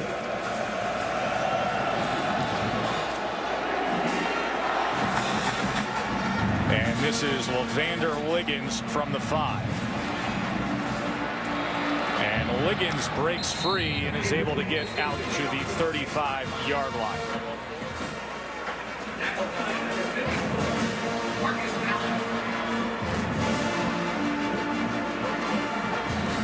So Gary Patterson, who's been lauded in recent years, both ESPN, the magazine, and Sports Illustrated last year named him the best coach in all of college football when they surveyed active college coaches making the adjustments at the half. Sam Steele reported that there was concern over the coaching staff at Louisiana Tech figuring out some of the signals. Quick remedy and a touchdown lead. Colby Cameron to the near side. That's incomplete. Looking for a Carl. Because looking back at what Gary Patterson's been able to do at TCU. 5 years ago, if I told you that TCU would go to the Fiesta Bowl and the following year go to the Rose Bowl, win the Rose Bowl, go undefeated, and continue to go to bowl every single year, would you believe me? I believe anybody that said that? I would now. Well, now you would, but 5 years ago, nobody ever thought that a non-AQ could go to back-to-back BCS games like TCU did. 2nd and 10 now. Cameron does get it complete to Miles White. It'll make for a 3rd and a long 4. But you could make an argument that Gary Patterson, I mean, there's been guys at the ultimate elite power programs who have won national championships, Nick Saban, Urban Meyer. But think about what he was dealing with and what he created in Fort Worth. Undefeated Rose Bowl champions, and to be embraced again by the brethren that cast them aside in the old Southwest Conference back in the Big 12 come next year. Remarkable happenings. And a 1st down picked up this time by Quentin Patton, who gets it out to the 49-yard line. Why is Gary Patterson such a good football coach? I think he can look at 3 things. Number 1, he's kept his staff pretty much intact. Dick Bumper, defense coordinator. Point number 2, they do a great job in recruiting and projecting. They will take a running back who maybe is 4'7", isn't fast enough for Texas. They bring him in, make him a defensive linebacker in. All of a sudden they have great speed. Then they, the 3rd thing is they have great work ethic. Anybody will tell you nobody works harder than TCU in practice.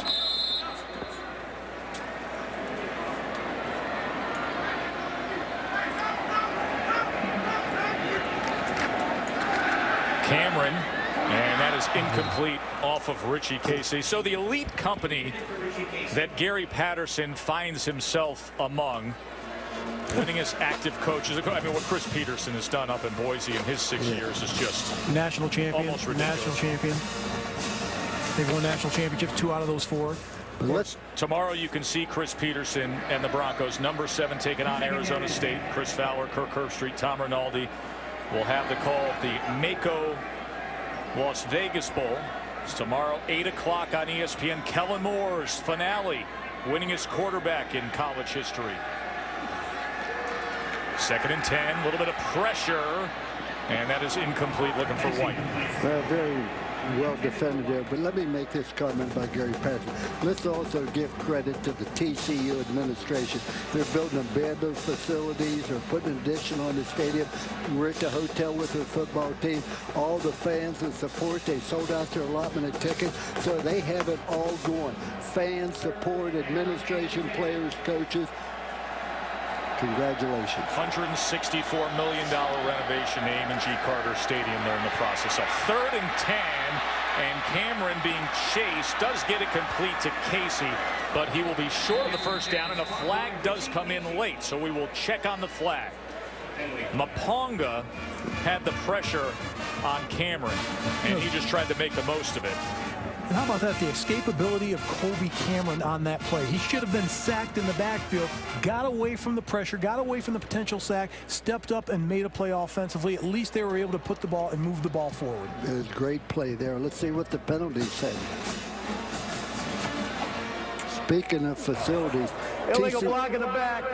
Offense number 17. That penalty's declined. It results in 4th down. Gain of 5 yards. Here you're going to see it again here. Notice he's coming in here. Here's a block right behind the back there. Ryan Allen in punt formation. Turned down, now they're going to be forced to punt.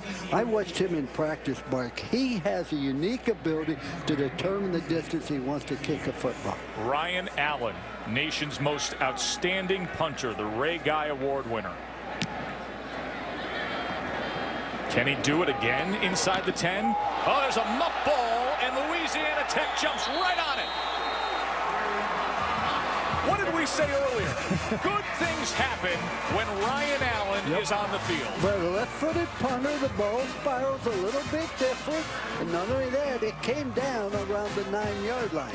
That's right. Very difficult for returners who are not used to the ball spinning in the opposite direction of a left-footed punter, such is the case with Ryan Allen. Look at the struggles here as you see Brandon Carter trying to field that ball. So a first down at the 12-yard line for the Bulldogs. Hunter Lee now as a helmet comes free that time. That was their left tackle, Chris Cavett, who lost his hat. And you see them over on the sideline, the veteran Josh Boyce trying to talk things over with Brandon Carter, the freshman who was a 4-star recruit, chose TCU over Oklahoma. Had the touchdown against Boise with just over a minute to play to give him in position to win that game. And this is complete inside the 5 to Icaro. Boy, I'm impressed, Mark, with the receivers. They make great adjustments here. There's going to be a fade route. He's in there. He comes back on it. Not only adjustment, smart enough to take the ball and make something happen after the catch and get the first down. Inside the 5, find a way to get the first down. Get across that marker. And that's exactly what happens for Louisiana Tech. First and goal for Louisiana Tech. And once again, the defensive end, Matt Brohan, number 91, comes in on offense. Give the big guy the ball. Don't make him a blocker. It worked. Okay, make him a touchdown, Louisiana Tech. An extra point away from tying this game.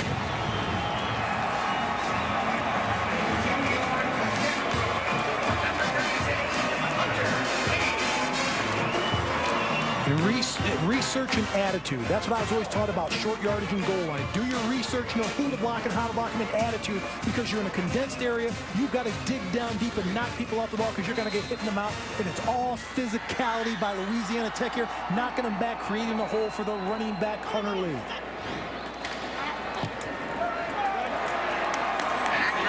It's 17-17 halfway through the third. Arms folded for Gary Patterson as Hunter Lee has tied this game. The muff punt recovered by the Bulldogs, and they cap it with the score. ESPN College Football, the San Diego County Credit Union Poinsettia Bowl, is brought to you by San Diego County Credit Union. It's not big banking, it's better. Bridgepoint Education, providing innovative solutions that advance learning. Vonage, sounds good. And JCPenney, everybody wins. Guys, remember last week we were talking to Sonny Dykes. He said, listen, we're the ugly fat kid at the table. Nobody gives us a chance. 17-17 against number 18 TCU, the Mountain West Conference champs, who beat Boise up on the blue turf. Greg McCoy now. And McCoy's return only gets him out to the 22. Let's go back to the touchdown moments ago by Hunter Lee. Well, I think, first of all, notice that they are in an unbalanced line. By that, there's only 2 defensive linemen over here, and then Brehall is going to get this. They're going to run an isolation right there. Most of the teams on that side, but they're just to protect them. Pull the guard around, right up inside. So you saw Matt Broha as the blocker in their jumbo package offensively.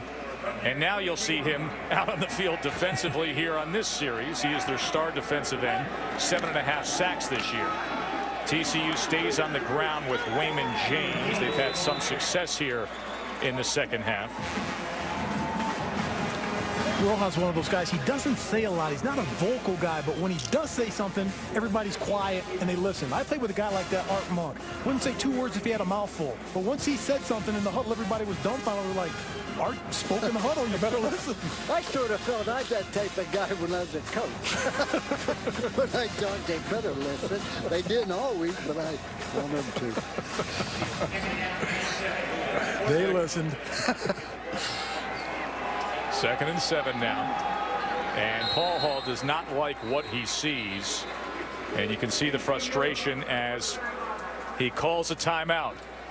Gives us an opportunity to tell you what is going to be coming your way on January 2nd. You got Russell Wilson and Heisman finalist Monty Ball. Of course, Michael James in that high-powered, speedy attack from Oregon. It is the granddaddy of them all, the Rose Bowl game presented by Vizio. Coverage begins at 4:30 Eastern, Monday, January 2nd. Scoring offense, Oregon #3 nationally, Wisconsin #4. Should be a great one. It's going to be interesting to see about that Wisconsin defense for Brett Bielema. If they can keep up with that high octane and that upbeat tempo of the Oregon offense, running the ball left and right with that speed option, Coach. I would give no opposition. I tell you, as long as you have the quarterback Wisconsin has, that guy is good. Second down and 7. Penalty flag.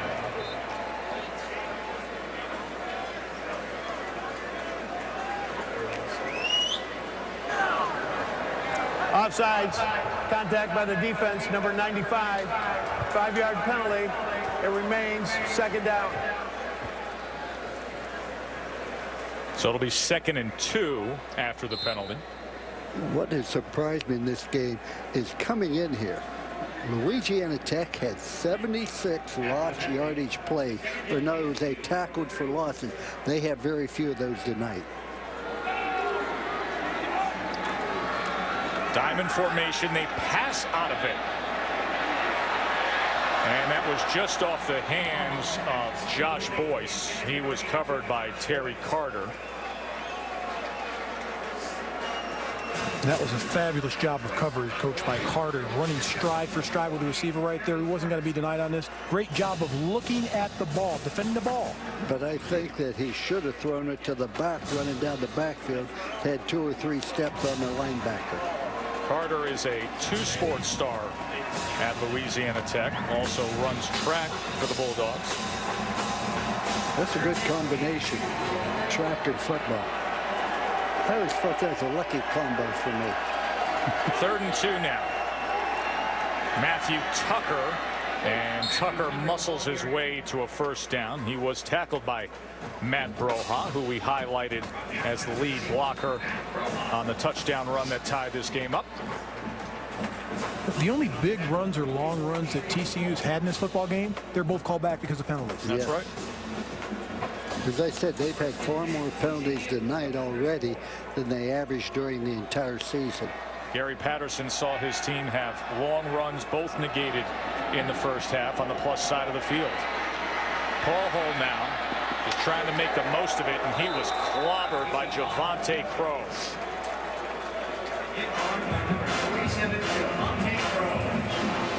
Now that was a terrific job of sticking your head and your shoulder in there, Coach, on the tackle. Javante Crowe was going to make sure that Casey Paul Hall knew, 1, he was there, and 2, he wasn't going to pick up any additional yardage. Well, how fast he closed the gap on him. I mean, the one thing about it, Louisiana Tech has good speed. Listen to this hit. Louisiana Tech has good speed, but what's impressive, Mark, they use it. They run full speed all the time. Well coached. Ed Wesley. And he is wrapped up right away. Ball came loose right at the end. I believe they're going to rule him down at the 37-yard line. That was Jay Dudley who was closing and filling that hole against Wesley. It's a terrific job at the point of attack and controlling the line of scrimmage for Louisiana Tech. Texas Christian, TCU, is not used to 3rd and 8, 3rd and 10, which is why they've had so much success on 3rd down. But Louisiana Tech's done a great job of keeping them off balance. 3rd and 7. All season long, they were great in spots like this. Tonight, 2 for 8 on 3rd down. And that is incomplete. Off the hands of Boyce. Dudley applied pressure against Paul Hall. And once again, the punt team will come on for Gary Patterson. Great job by the defense. Had it even caught the ball, they put so much pressure on Paul Hall, it would have been short of a 1st down mark. Anson Kelton, former high school defensive lineman, 6'4", 280-pound senior, kicking away here. Flag is down at the line of scrimmage. And this is Johnson, who is tackled at the 30.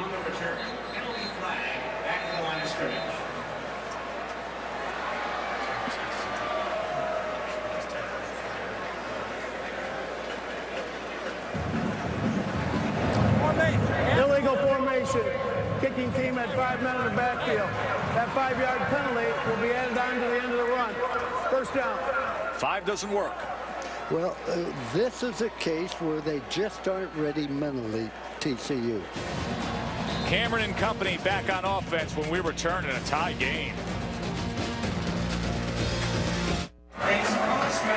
Glad you're with us here. San Diego County Credit Union Poinsettia Bowl. Joe Tessitore, Pooh Holtz, Mark May, and Samantha Steele, where TCU, 18th ranked team in the country, they thought maybe they could get themselves into another BCS Bowl. Came up just short with their number 18 ranking as the Mountain West Conference champs. Landed here in San Diego, and they have found themselves in a tough fight with the WAC champs, Louisiana Tech. Cameron quickly gets it out to the near side to Miles White. Let's check in with Sam. Guys, Colby Cameron clearly not intimidated by this TCU defense, but when Coach Franklin talked about him this week, he described him as a cool, calm, and collected prototype Cali guy. But the thing that caught me off guard was him saying that he would be cool with any of his 3 daughters dating him. Now, my dad's a coach. I know he was not going to be okay with that. Coach Holtz, did you ever recommend a guy to your daughter from one of your teams? I want to know. Oh, absolutely not. I don't want to tell you. I'm in charge of my daughters. I'll tell you a story here in a minute about it. And that is incomplete. Go ahead, Coach. Okay, I never, when my daughter was a senior and going to the prom, when the guy showed up, I showed up my tuxedo, met him at the door. I said, I never got to the prom when I was in high school. This is my last chance. I'm going with you. I am going to go with my daughter. 3rd and 11 here for Cameron. The California dude who said when he got to Louisiana he'd never seen so many trees in his life. Comes from Newbury Park, California. Now return visit to Southern California to play here in this bowl game.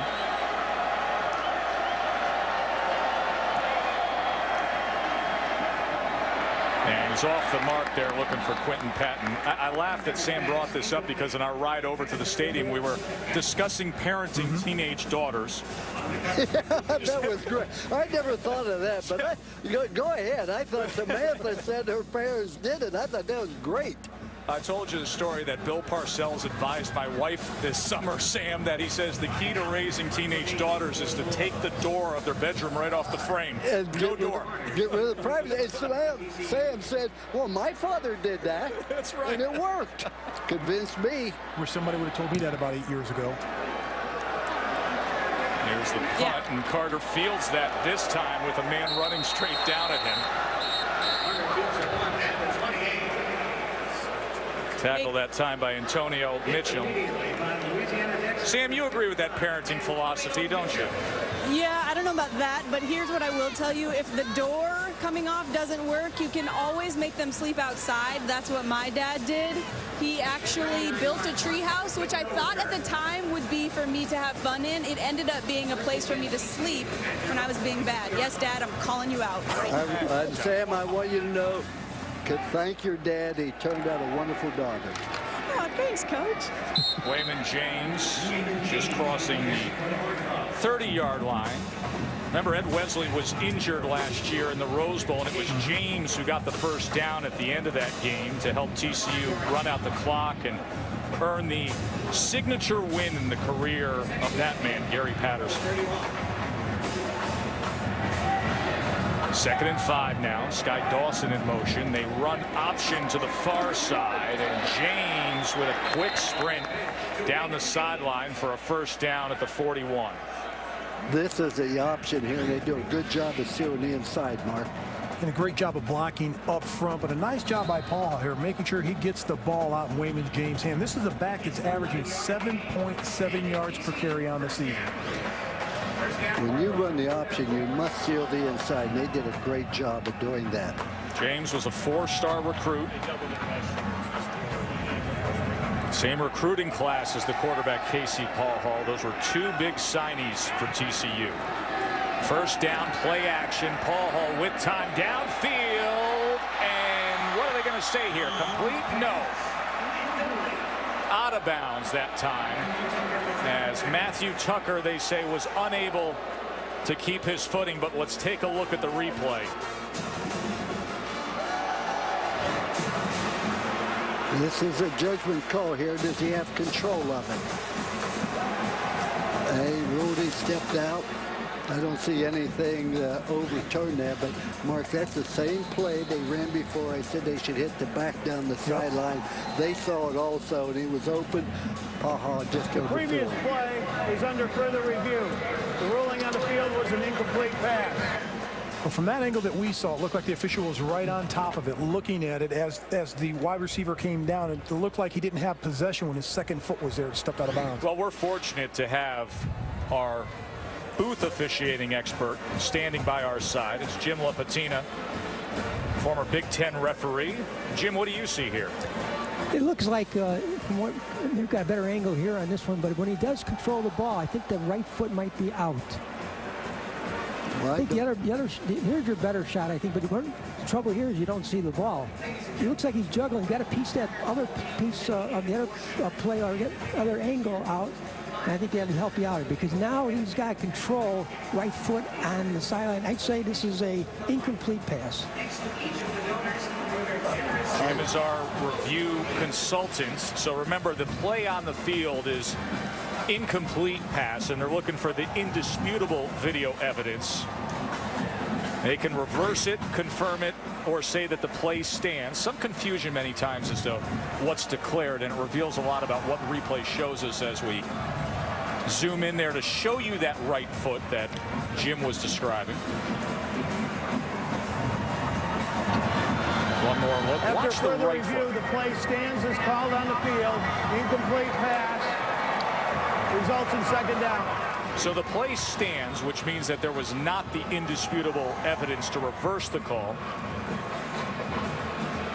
That's not saying that the play on the field was confirmed. When they say the play stands, they're basically saying they can't confirm the call is correct, can't prove the call is wrong, so the play on the field simply stands as how it was called.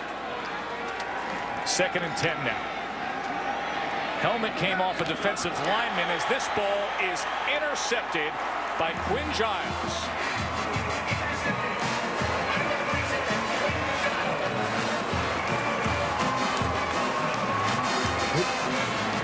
Mark, here you're going to see they finally get a little pressure on them, and there's very fine coverage. And a terrific job by the front four, rushing four right there. Look at the left side. Left tackle Jeff Olson got away with a hold there, but the pressure on Paul Hart at the end of the play, he rushes the throw and he throws it into coverage. And a terrific job of this TCU offensive line the entire game until that play of protecting their quarterback. Backup quarterback Nick Isham once again on the field offensively as a slot receiver for Louisiana Tech.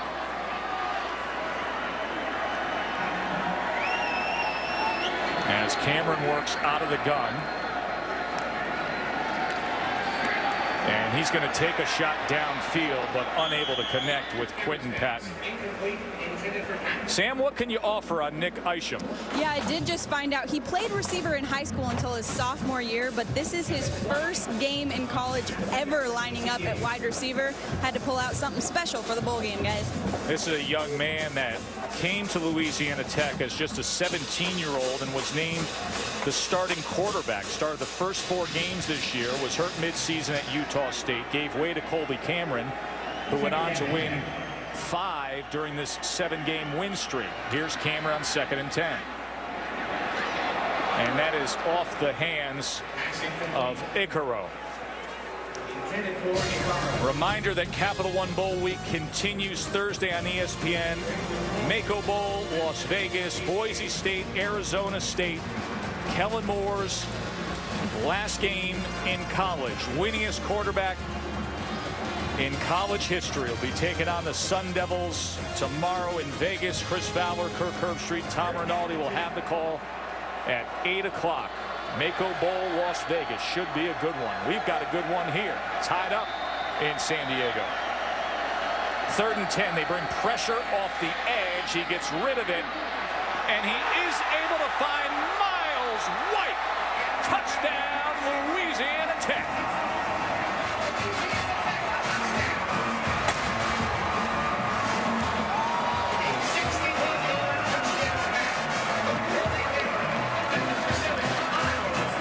Here we're going to see a replay, Mark, and he was pretty well covered. Then the defensive back slowed down, thinking the pass was overthrown, was going to be incomplete.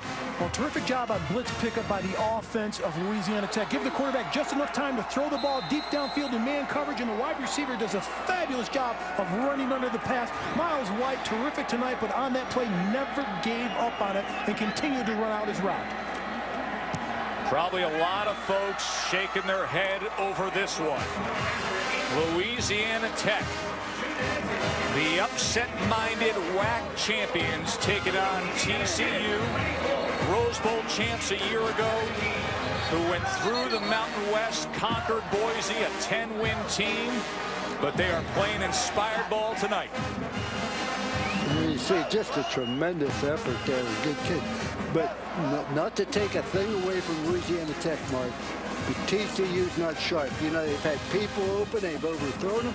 The other thing, Louisiana Tech is playing man-to-man coverage, but they're playing underneath the receivers, which has given Powell all kind of problems. Well, let me tell you what, I'm giving props to Kobe Cameron, the quarterback. A fabulous job by the guys right here. All you have to do is give your quarterback enough time on the blitz pickup, because there are more rushers than there are protectors. If he gets enough time, look at the push-off right there at the end, so the quarterback, Kobe Cameron, can step up and throw the perfect pass to Miles White. Terrific execution by the Louisiana Tech offense from top to bottom.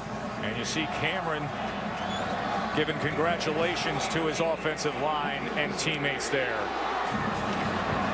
Here's Greg McCoy, one of the better return men in the country, and he gets it out to the 27-yard line. Let's check in with Wendy Nix. Joe, it's a matchup that was bantered about quite a bit, but this time on the hardwood. Oklahoma State and Alabama. Alabama takes the ball. Levi Randolph to Tony Mitchell. They're going to go the other way. There he is, and Alabama leading by 10, 60-50 over Oklahoma State. First and 10, TCU from their 28-yard line.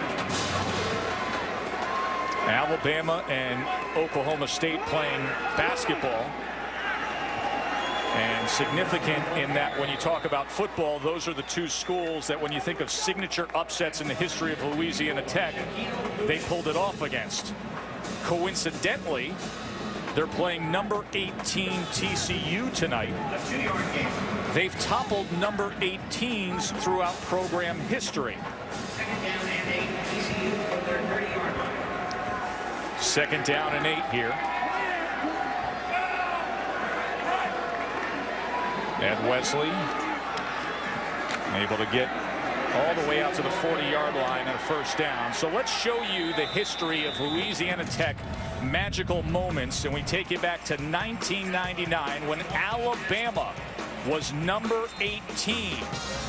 They would win the SEC that year, beating Florida in the title game. They went on to the Orange Bowl, but Louisiana Tech upset them 29-28 in a fabulous finish.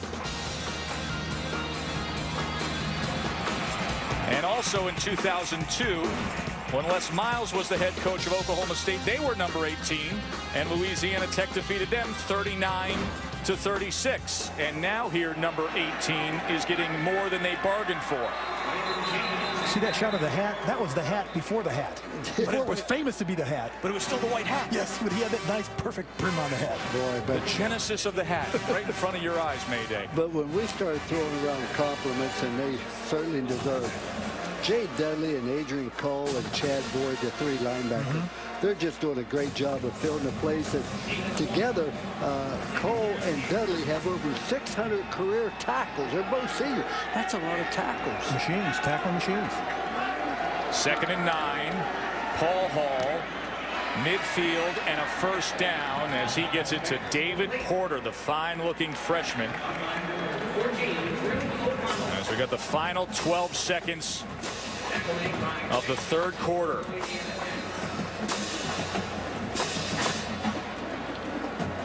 Casey Paul Hall going to need to engineer a 4th quarter comeback for Coach Patterson. Louisiana Tech converted both TCU turnovers in the 3rd quarter into points, 14 of them.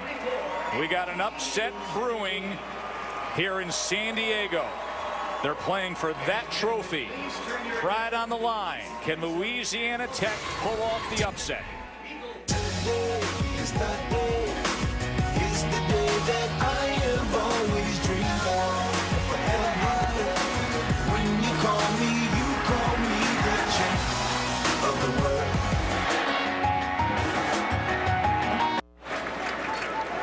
Welcome back to the San Diego County Credit Union Poinsettia Bowl, part of Capital One Bowl Week. TCU trailing Louisiana Tech by a touchdown. First play of the 4th quarter, and they find Josh Boyce to the 41. It'll make for a 2nd and about 3. He was tackled by Goodman. There was some determination on that throw by Casey Paul Hall. He put some mustard on that one. Yeah, just a nice route. One guy deep on the sideline, about 18 yards. The other guy 5 yards, and throw it away from the defender. Very easy to execute. Both teams came in on 7-game win streaks. Both teams came in as conference champs, but it was TCU, thought of as a could-have-been BCS team. Came up just short with that number 18 ranking. And here's Sky Dawson with a little shake and bake inside the 30. Well, going into the 4th quarter, 2 plays, 2 passes. Get the ball out of your quarterback's hands in a hurry. Let the receivers on the outside make something happen after the catch. Just nice blocking by the receiver, and holding was not called either. They've been hurt 3 times with that. Sky Dawson, the Mountain West Conference 60-meter champ. He ran a 6.69 in the 60. I used to be able to do that. That would be in the 30? 40. Give me some credit. First down run by Wesley here. And he's able to get about 2.5. The fact that offensive coordinator Justin Fuente is going to be the new head coach at at Memphis University and here, and they're doing a few different things. But when you lose a coach in preparation for a bowl game, Mark, that's hard to maintain the continuity, particularly when he's been calling plays. Good call. Gary Patterson has Jarrett Anderson, who was the co-offensive coordinator in that role now. 2nd and 8. TCU. Paul Hall on the run, and he gets to the 21, so it'll be a 3rd and 2, tackled by Jay Dudley, number 45. Dudley married with 2 children. Youngest daughter Genesis was born at the beginning of this season. He made the comment to folks saying, you know, that has given him a level of maturity being a father that's made him a better player. They'll be looking for a stop here on 3rd and 2. This is 2-down territory unless they lose yardage.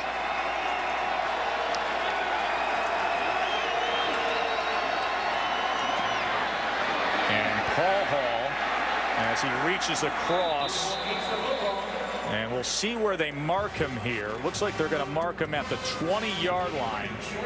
So it'll be 4th down and less than 1. Well, he had the first down, but he tried to go to the sideline instead of cutting it up, looking for the big play instead of the first down. Here you see it here, Mark. Well, what a fabulous open field tackle by Chad Boyd right here. Gets rid of the blocker right there. Stiff arm right there. That's a nice tackle.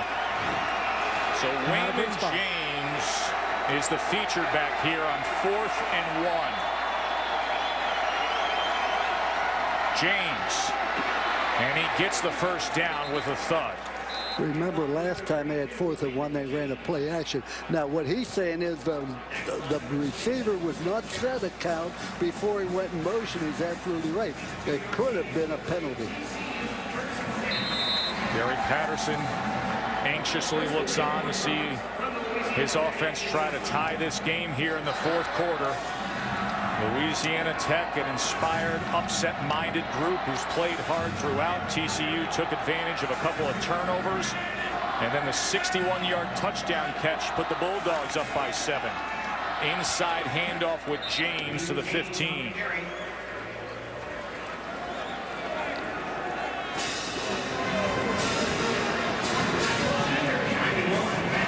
Okay, Coach, well, put your coaching hat on. Play action passer, you continue to pound the ball. Take what they give you. You're going north and south. You're getting 3 yards. You're in 4-down territory. All you have to do is get 2.5 yards a trot. You're way ahead of schedule. Let your offensive line win it. Let your toughness win it. The one thing you can count on is toughness. Not execution, not throwing, not catching. Run the ball. 2nd and 7. Dawson now comes to the backfield. The speedy receiver. He gets the handoff in the backfield. He's looking for room, tries to get to the edge, but finds hardly anything there as he was tackled by Justin Goodman. And it was the nose tackle, Justin Ellis, who came up to disrupt things as well. Big number 70. Louisiana Tech came with a blitz, Mark, and you don't go east-west against that. No, but what a great job of getting up the field, shedding blockers, getting to the ball carrier by the entire defense, and the hustle to the ball by Louisiana Tech. That's a well-coached defense. Oh, very well coached. And also, they're playing hard. They were a year away. They weren't supposed to be that good this year. 3rd and 8, and stepping forward near the sticks is Matthew Tucker. How close this game can be and how cruel it can be. You're going to see a replay, Mark. You think he would get the first down. Look at how close that spot is. 2 of 10 prior to that play on 3rd downs. And I believe the officials are going to take a timeout to spot this ball, get a measurement. They're 2 for 2 on 4th downs for what it's worth. They just converted one moments ago earlier on this drive. But if we were to see a replay on this, we'll see, Mark, that he could have got the first down. I like the play call. I thought it was a great call by offensive coordinator Jared Anderson. Clear everything out, dump it off to your running back, Matthew Tucker. And it is a first down. Ooh. So it's a 1st and goal for TCU. Sonny Dykes has seen his defense play tough, but they were able to convert here. This Mark, I'm not real sure of that. Now that right foot steps out. It's a good call, Coach. Just beyond the 9-yard line. They're going to review it. So Steve Newman, the replay official, referee Todd Gearlings will talk things over. And we have our review consultant in the booth, retired Big Ten referee Jim LaPatina. Jim? These are always tough when it comes to the line to gain. You have to determine where the ball is when he goes out of bounds. It's going out on a kind of a diagonal, so that shot there was not very. This is probably going to be your best shot. But how can you define the yard line of that difficult shot in terms of where the ball very difficult. This is one of the hardest things to do. If you're gonna, you can see where his right foot is out. There's the ball on the diagonal. It's safe. Hey, don't give us a definite maybe. Did he make it or did he? You're the official. You're the final judge. What's this? Oh, tough. Your relationship with officials still to this day. It just carries over. Thanks, Coach. I mean, you're in the booth, Coach. You're not down on the sideline anymore. Oh, gosh, that was priceless. He's just here. The man's trying to help us. I made my call. I watched it one time, made my call. The 8-yard line.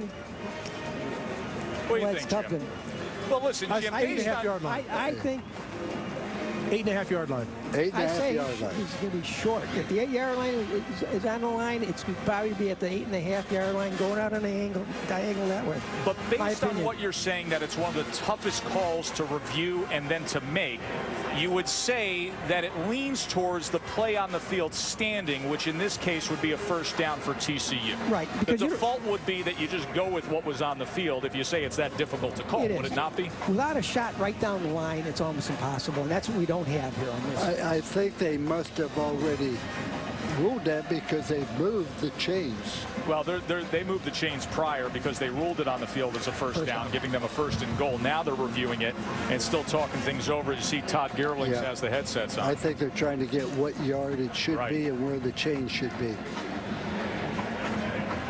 Jim LaPatina, former Big Ten referee, joining us here in the booth as our review consultant, saying this is one of the most difficult reviews that you can have. And let's hear what they came up with. After further review, the runner with the ball in his hand went out of bounds with the ball at the back of the ball at the 9-yard line. That is short of the line to gain. It will be 4th down and 1 at the 9 on the right now, half. Jim, that's tough to say that there is the indisputable video evidence, because you're sitting here saying, we heard you say, hey, I don't think we have the exact shot that gives you indisputable video evidence. There you go. Say it Here's again. the shot again here now. You see where he goes out. Is that indisputable? Hey, Mark and I made the call 10 minutes ago. That's his hypothesis, his best educated guess. This isn't guessing, though. But still, it has to be. Indisputable video evidence is not supposed to involve judgment. But they didn't have the best video evidence. But it's 4th and 1. Now then you can't do what they just did. They did. Twice they had 4th and 1. One time they ran a play action pass. The other time they ran a power play. Successful both times. Be anxious to see what the new offense coordinator calls upon now. Here it is, your 4th down. They're 2 for 2 on 4th downs.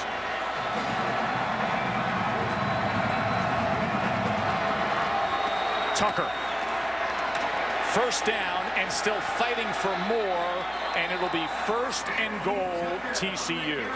Love the call, Coach. Well, they go unbalanced. They go unbalanced. In other words, they only have 2 linemen on the one side, which causes a little hold there by number 78, but it's only a hold if the official calls it. But that's power football. Our big ones against your big ones. If you can stop us, you deserve to stop us. If you can't, then we're getting that 1st down. Absolutely. If we're going to win, we've got to be able to make 6 inches. Tucker stays in I formation with big Luke Shivers as the fullback. Here he is again, skyborne, and coming up short. He'll be at the 1-yard line. That time he jumped. What is he, a kangaroo? He jumped from like the 4-yard line. You can't jump that far. Hey, here you're going to see a replay of it again, Mark. If he takes one more step, he scores. You can't jump that far away. Hey, it's only 2nd down. Boy, that's a tremendous jump there. He actually was floating on the bodies of a couple linemen for a moment there in midair. Look at that. Oh, but he's got some protects the ball. 2 hands on the ball. I like you to, if you're going to leap, turn your back and put 2 hands on the ball. Turn your back. 2 hands on the ball. Wayman James now in. He gets the call, and he is stacked up in the backfield for a loss. Christian Lacey was the first to get there, and then Chad Boyd, once again there he is, number 31, able to finish things off. So it's going to be all of a sudden 3rd and goal all the way back at the 9-yard line. And not to understate it, but what a huge play by the defensive line, getting penetration and leverage and getting in the backfield, Coach. That's super important and critical in that situation. Remember what we said, 76 times this year they've had tackles for losses. The one thing we said, they didn't get many tonight, but boy, that one was critical. This is a huge play of the game right here. They often look to Josh Boyce in a spot like this. 3rd and goal. Paul Hall to the end zone, and there's the flag, no doubt about it. Brandon Carter was draped by Craig Johnson. Twice on 3rd down, they've thrown the fade route.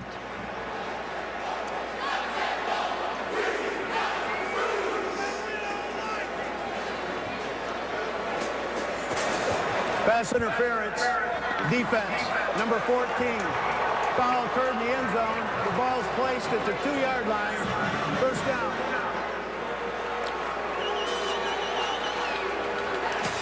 Earlier, Mark, when they ran this, the corner did a good job of pinning him. Here they come down the fade. See, he's not in a position to play the ball. And on that play, if he doesn't grab a hold of him, he just turns and uses his body to shield him. He's not going to catch that pass. It's overthrown. Shivers. And he comes up short. He has 12 career touchdowns on 31 career touches coming in, but he comes up short that time. As Gary Patterson now watching his team in the midst of a long time-consuming drive. 17 plays, 71 yards, over 9 minutes this drive. As a former offensive lineman, I tell the head coaches and the offensive coaches, go right back to the well. We're going to knock them back. This is what we do. Count on us. And this time Shivers takes it in for the score. I think they're trying to say he fumbled the ball. Louisiana Tech is arguing that point. But I feel like we need a judge, jury, and CSI investigation to finish off this drive.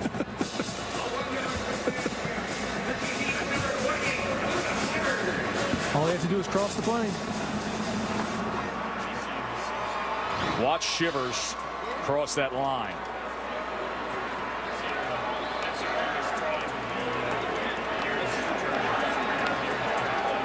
See him with that second effort. I think the ball was on the ground when he was trying to push it. Sonny Dykes is going to call a timeout and give these referees an opportunity to review this. It is the drive that won't end. Patterson's lacing them up. Touchdown or not, we'll find out when we return.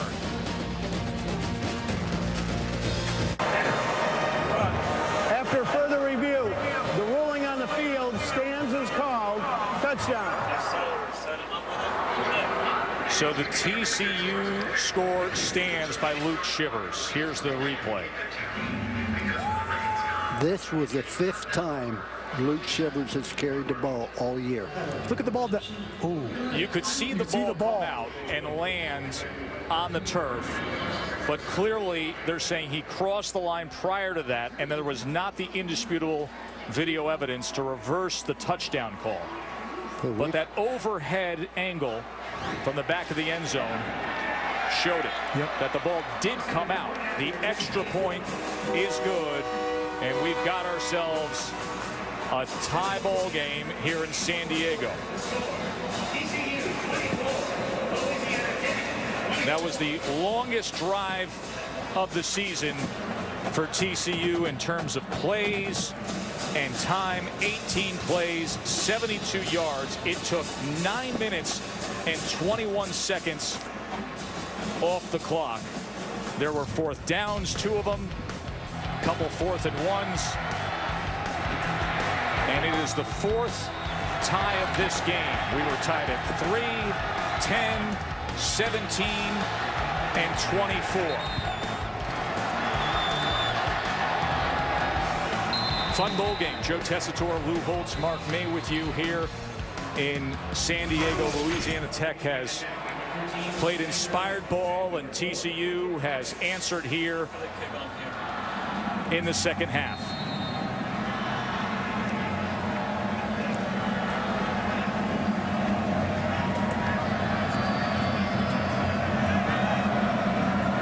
Two conference champs, both on 7-game win streaks. And returning from the 10 is Liggins. And Levander Liggins with a good return as he gets it past the 35. All right, gentlemen, we got ourselves a tie ball game. We've seen the ups and downs, the flaws and the pluses of both teams. What do you expect here in the stretch run? Same thing we saw the entire game, a hard-fought game, a physical game that both teams definitely want. Louisiana Tech was a big underdog coming into the game, but they fought and scratched and clawed the entire football game. Well, Louisiana Tech's been involved in a lot of close games, and in their last 7 wins, I think 4 of them were decided in the 4th quarter. So the longer it goes and the tighter it remains, I think it comes out in Louisiana Tech's favor. Colby Cameron, empty backfield, sets up the screen, and it falls incomplete. That was tipped by Ross Forrest, the defensive end, the junior for TCU. A couple years ago, he became the first walk-on to play for TCU as a freshman under Gary Patterson. Tomorrow night, a reminder, Mako Bowl, Las Vegas, Kellen Moore's grand finale of his college career, the winningest quarterback in college football history. Taking on Arizona State are the Broncos. Here's Cameron now. Pressure. He steps up, tries to keep his footing, and then is taken down that time by David Johnson. Initial pressure came from Ross Forrest, and then Johnson got the best of Colby Cameron. And this is a pressure situation in a game that TCU has been in big games in pressure situations. How does Louisiana Tech respond at this point, Coach? It's going to be interesting. But I've never seen a year where so many helmets come off. Yeah, I think there's a helmet issue with Johnson there on the sideline, but that was the first sack of the game for either team. 3rd and 16 now for Cameron. Under 7 minutes to play. Play clock winding down. And they're going to have to use a timeout.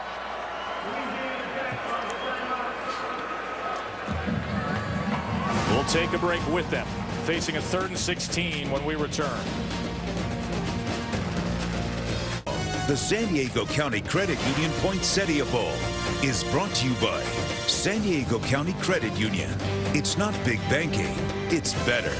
Snapdragon mobile processors. Inside your smartphone beats the heart of a dragon. And the GMC Sierra. Now during the GMC holiday event, trade up to the best Sierra ever and get some of the best offers of the year. Beautiful night, as is often the case here in San Diego. Glad you're with us for what's been a very entertaining bowl game. The San Diego County Credit Union Poinsettia Bowl. Joe Tessitore, Lou Holtz, Mark May, and Sam Steele all tied up with 6:51 to play between TCU and Louisiana Tech. 3rd and 16. Cameron escapes the rush and gets back to the original line of scrimmage. Ross Forrest tracking him down. Good pressure here, Mark, by the front four. That's all they rush. Notice the penetration. Nice little ET stunt on the outside there, Coach, and in tackle around stunt. They had great coverage down the field of play by TCU. There's no one open for the quarterback to throw the ball to. So on comes Brandon Carter to return Ryan Allen's punt. Allen, the Ray Guy Award winner. We've seen good things happen in special teams for Louisiana Tech tonight. And he boots this all the way to the 13. Here's Carter now. And Brandon Carter is finally tripped up near the 30. Tonight's storylines are brought to you by Kay Jewelers. The 7-game win streaks coming in. The turnovers have resulted in both offenses taking advantage with 24 combined points off those turnovers. And it was a turnover that initially sparked things for TCU because they were just kind of sleepwalking a bit in the first half, Coach. Oh, there was no doubt about it. But let's give an awful lot of credit to Louisiana Tech. They came to play. They're used to winning. They believe they can win.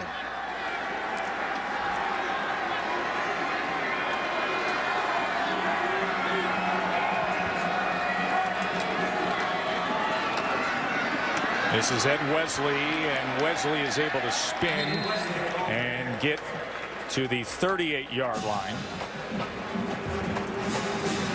I think when you look at this TCU offense in that last drive, had the ball for 9 minutes in that drive. The offensive line took over the ball game. I think when you're the offensive coordinator and Jared Anderson, you've got to rely on those guys because what they did in that last series, this may be the final drive for them offensively in this game. If they can take the air out of the clock and move the chains, give them field goal range, they can win this game right at the end. 2nd and 2, they go with Carter on the end around, and Carter all the way out to midfield and beyond. And there's a good block he picked up from his fellow receiver, Josh Boyce, number 82. But Boy's speed helps. Notice they don't even block the defensive end here, and he just outruns them. Extremely well executed play. Great blocking at the point of attack and down the field by other receivers.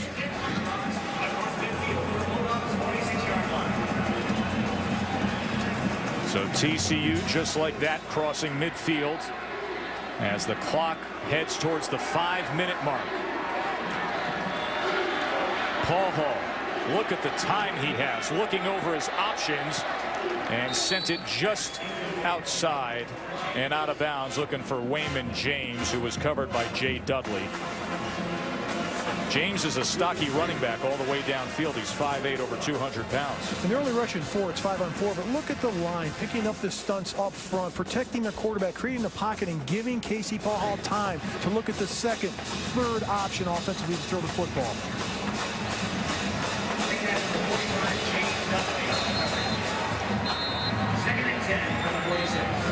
Too many people in the huddle.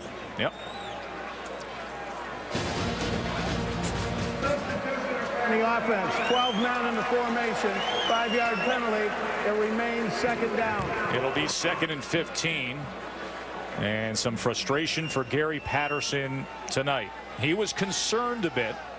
Mentioned earlier this week that there were a few practices that he wasn't pleased with. Talked about that his chief goal was motivation and making sure that mentally his team is in a good place. And keep in mind, this is a team that's been to the BCS Bowls. They conquered the Rose Bowl last year as an undefeated team with the victory over Wisconsin. They thought possibly their late rally could earn them a BCS berth as the Mountain West champs this year, and they land here in San Diego. And this is Boyce now. And Boyce tries to fight his way to the 41-yard line, which will bring up a 3rd down and about 5, forced out by Goodman. Everything you say is absolutely true. Nevertheless, when you accept a bowl bid, you say to your football team, you voted on this, you accepted it, you have an obligation to make sure you show up there to prepare yourself and to play the best game you're capable of playing. Now, they don't always do it. Nobody said they'd listen. No. 3rd and 5. Empty backfield for Casey Paul Hall, the tall sophomore who's had a very good year replacing Andy Dalton. Play clock down to 1 on that snap. Paul Hall launches it and connects with Sky Dawson for a touchdown.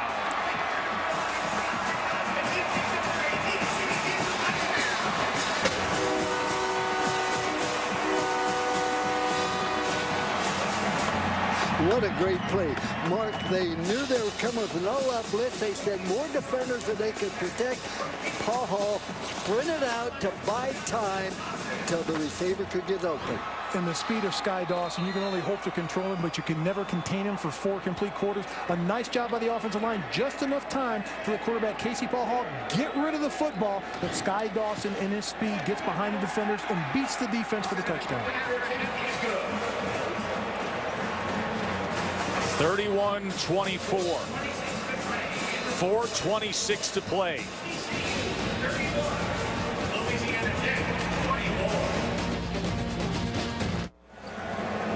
All right, Wendy, and obviously Mark May, very few are closer to the Pitt program than you, so we will get into that discussion as there are multiple sources and reports that we have seen tonight that Wisconsin offensive coordinator Paul Chryst is expected to be the new coach of the Panthers.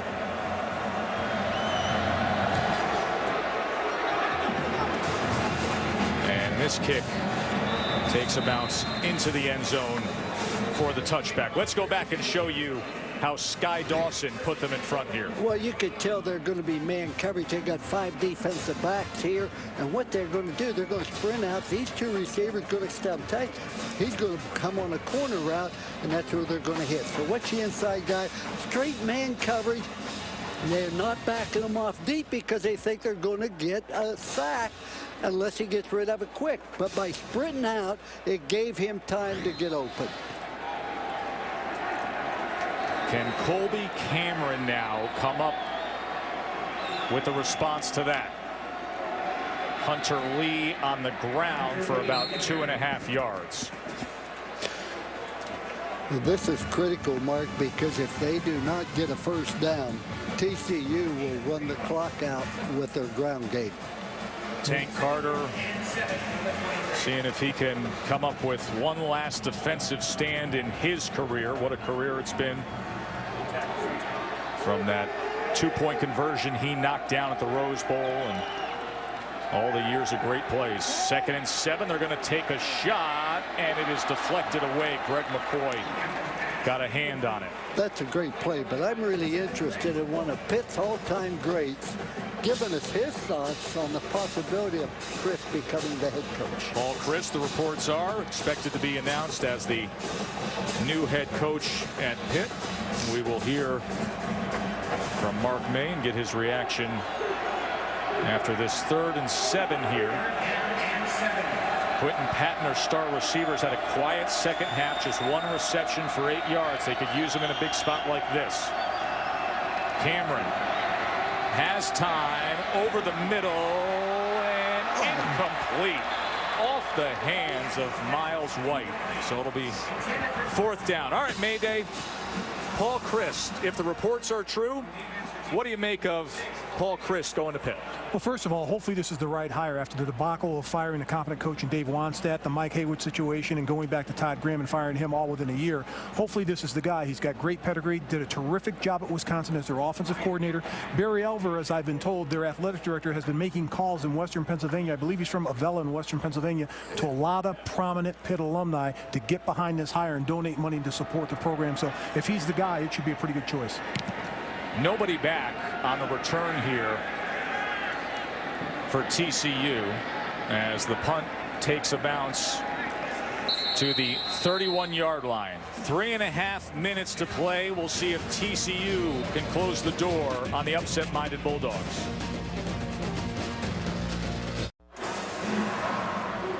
Our quarterback stats are brought to you by Dove Men Plus Care.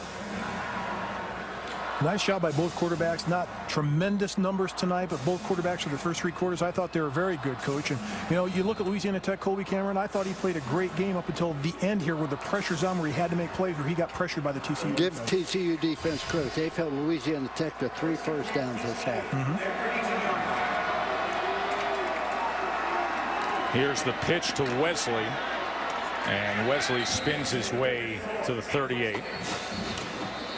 TCU will keep the ball on the ground, trying to make them use up their timeout.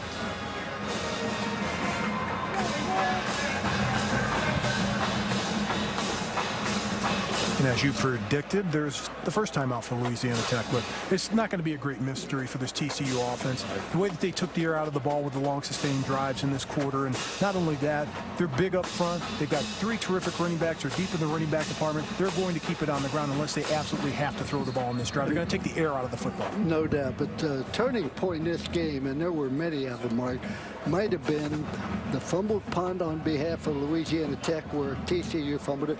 The other one is the interference on 3rd down with an incomplete pass in the end zone, gave TCU first down.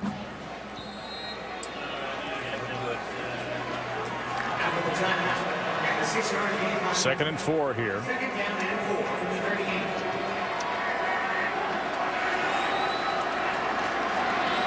At Wesley again, and Wesley has the first down to the 44-yard line.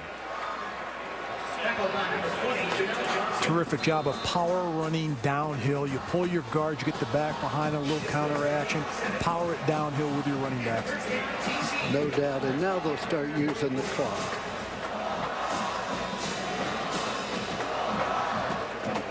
I used to love this part of the game. Try to stop us. We know what we're going to do. You know what we're going to do. Can you stop us from what we want to do and what we're going to try to do to you? Yeah, that's where you and I are different. I started the game with this attitude. Keep it on the ground again with James, and a look to run more clock here. So after we're done here, we will have the trophy presentation. You can log on to ESPN3 to watch that, as Gary Patterson is hoping that he will be collecting the hardware here in San Diego. They've had great success here. Their 7th game in 7 years, 4-0 against San Diego State, and 2-0 in these Poinsettia Bowls. Doctor, we called both of those games. Well, yes, we did. Well, this is the 3rd TCU game we've called, and so they've got a lot of those trophies. They do a nice job here, folks, with the Poinsettia Bowl. Great host. Once again, James carries it. Bruce Binkowski, the Poinsettia Bowl chairman. Mark Neville, our hosts, treat everybody so well. Do a wonderful job with the Make-A-Wish Foundation. Went to the luncheon yesterday, and they really bring that about and get the teams involved. And as Samantha Steele reported earlier tonight, a couple of the Louisiana Tech players went so far, Quentin Patton as well as Adrian Cole, to give, there's Bruce and the folks that run this bowl, to give their bowl gifts to the Make-A-Wish Foundation children who were in need and saying that they wanted Christmas presents. There's Mark Neville. And you really got to respect the young men for giving up. I mean, these were $300 gift cards and a watch. And that means a lot to these kids that were absolutely. And if the NCAA would allow you to repay them and to give it back to them, there are a lot of people, including Mark, who'd be happy to do that, but the NCAA does not allow. And I'd be happy to do it, and thousands of others would, because that, as you mentioned before, Joe, all the negative things about college football, and this is great. The All-State Good Works team, we could go on and on. There are a lot of great things going on. 3rd and 4 now. Paul Hall's going to try to get it himself, and he does reach out and gets across that 45-yard line. That was a good effort from Paul Hall. Here you're going to see a replay of it, Mark. A good fake. They pull the guard out of here, but the back comes across here. A running quarterback adds so much to your offense. You hear me say it all the time, Mark, but time and time we say it. Capital One Bowl Week continues Saturday with the Sheridan Hawaii Bowl. You got good running attacks with Nevada and Conference USA champ Southern Miss. The Sheridan Hawaii Bowl, Capital One Bowl Week on ESPN, ESPN Radio, and ESPN3.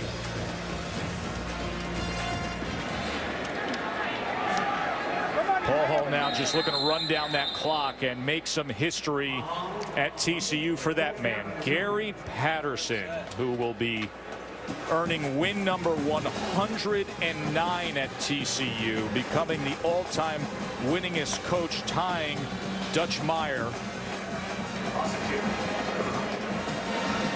We'll find out how excited TCU players are if they pour Gatorade on him. They don't pour Gatorade on them, saying, well, we aren't that excited. But to me, I think that who would you say would be the most valuable player of the game? Probably Sky Dawson. I think he really picked it up, particularly in the second half, and came up with some big plays. The speedster, the young man that runs track, the 60-meter champ of the Mountain West Conference, had a big game this evening.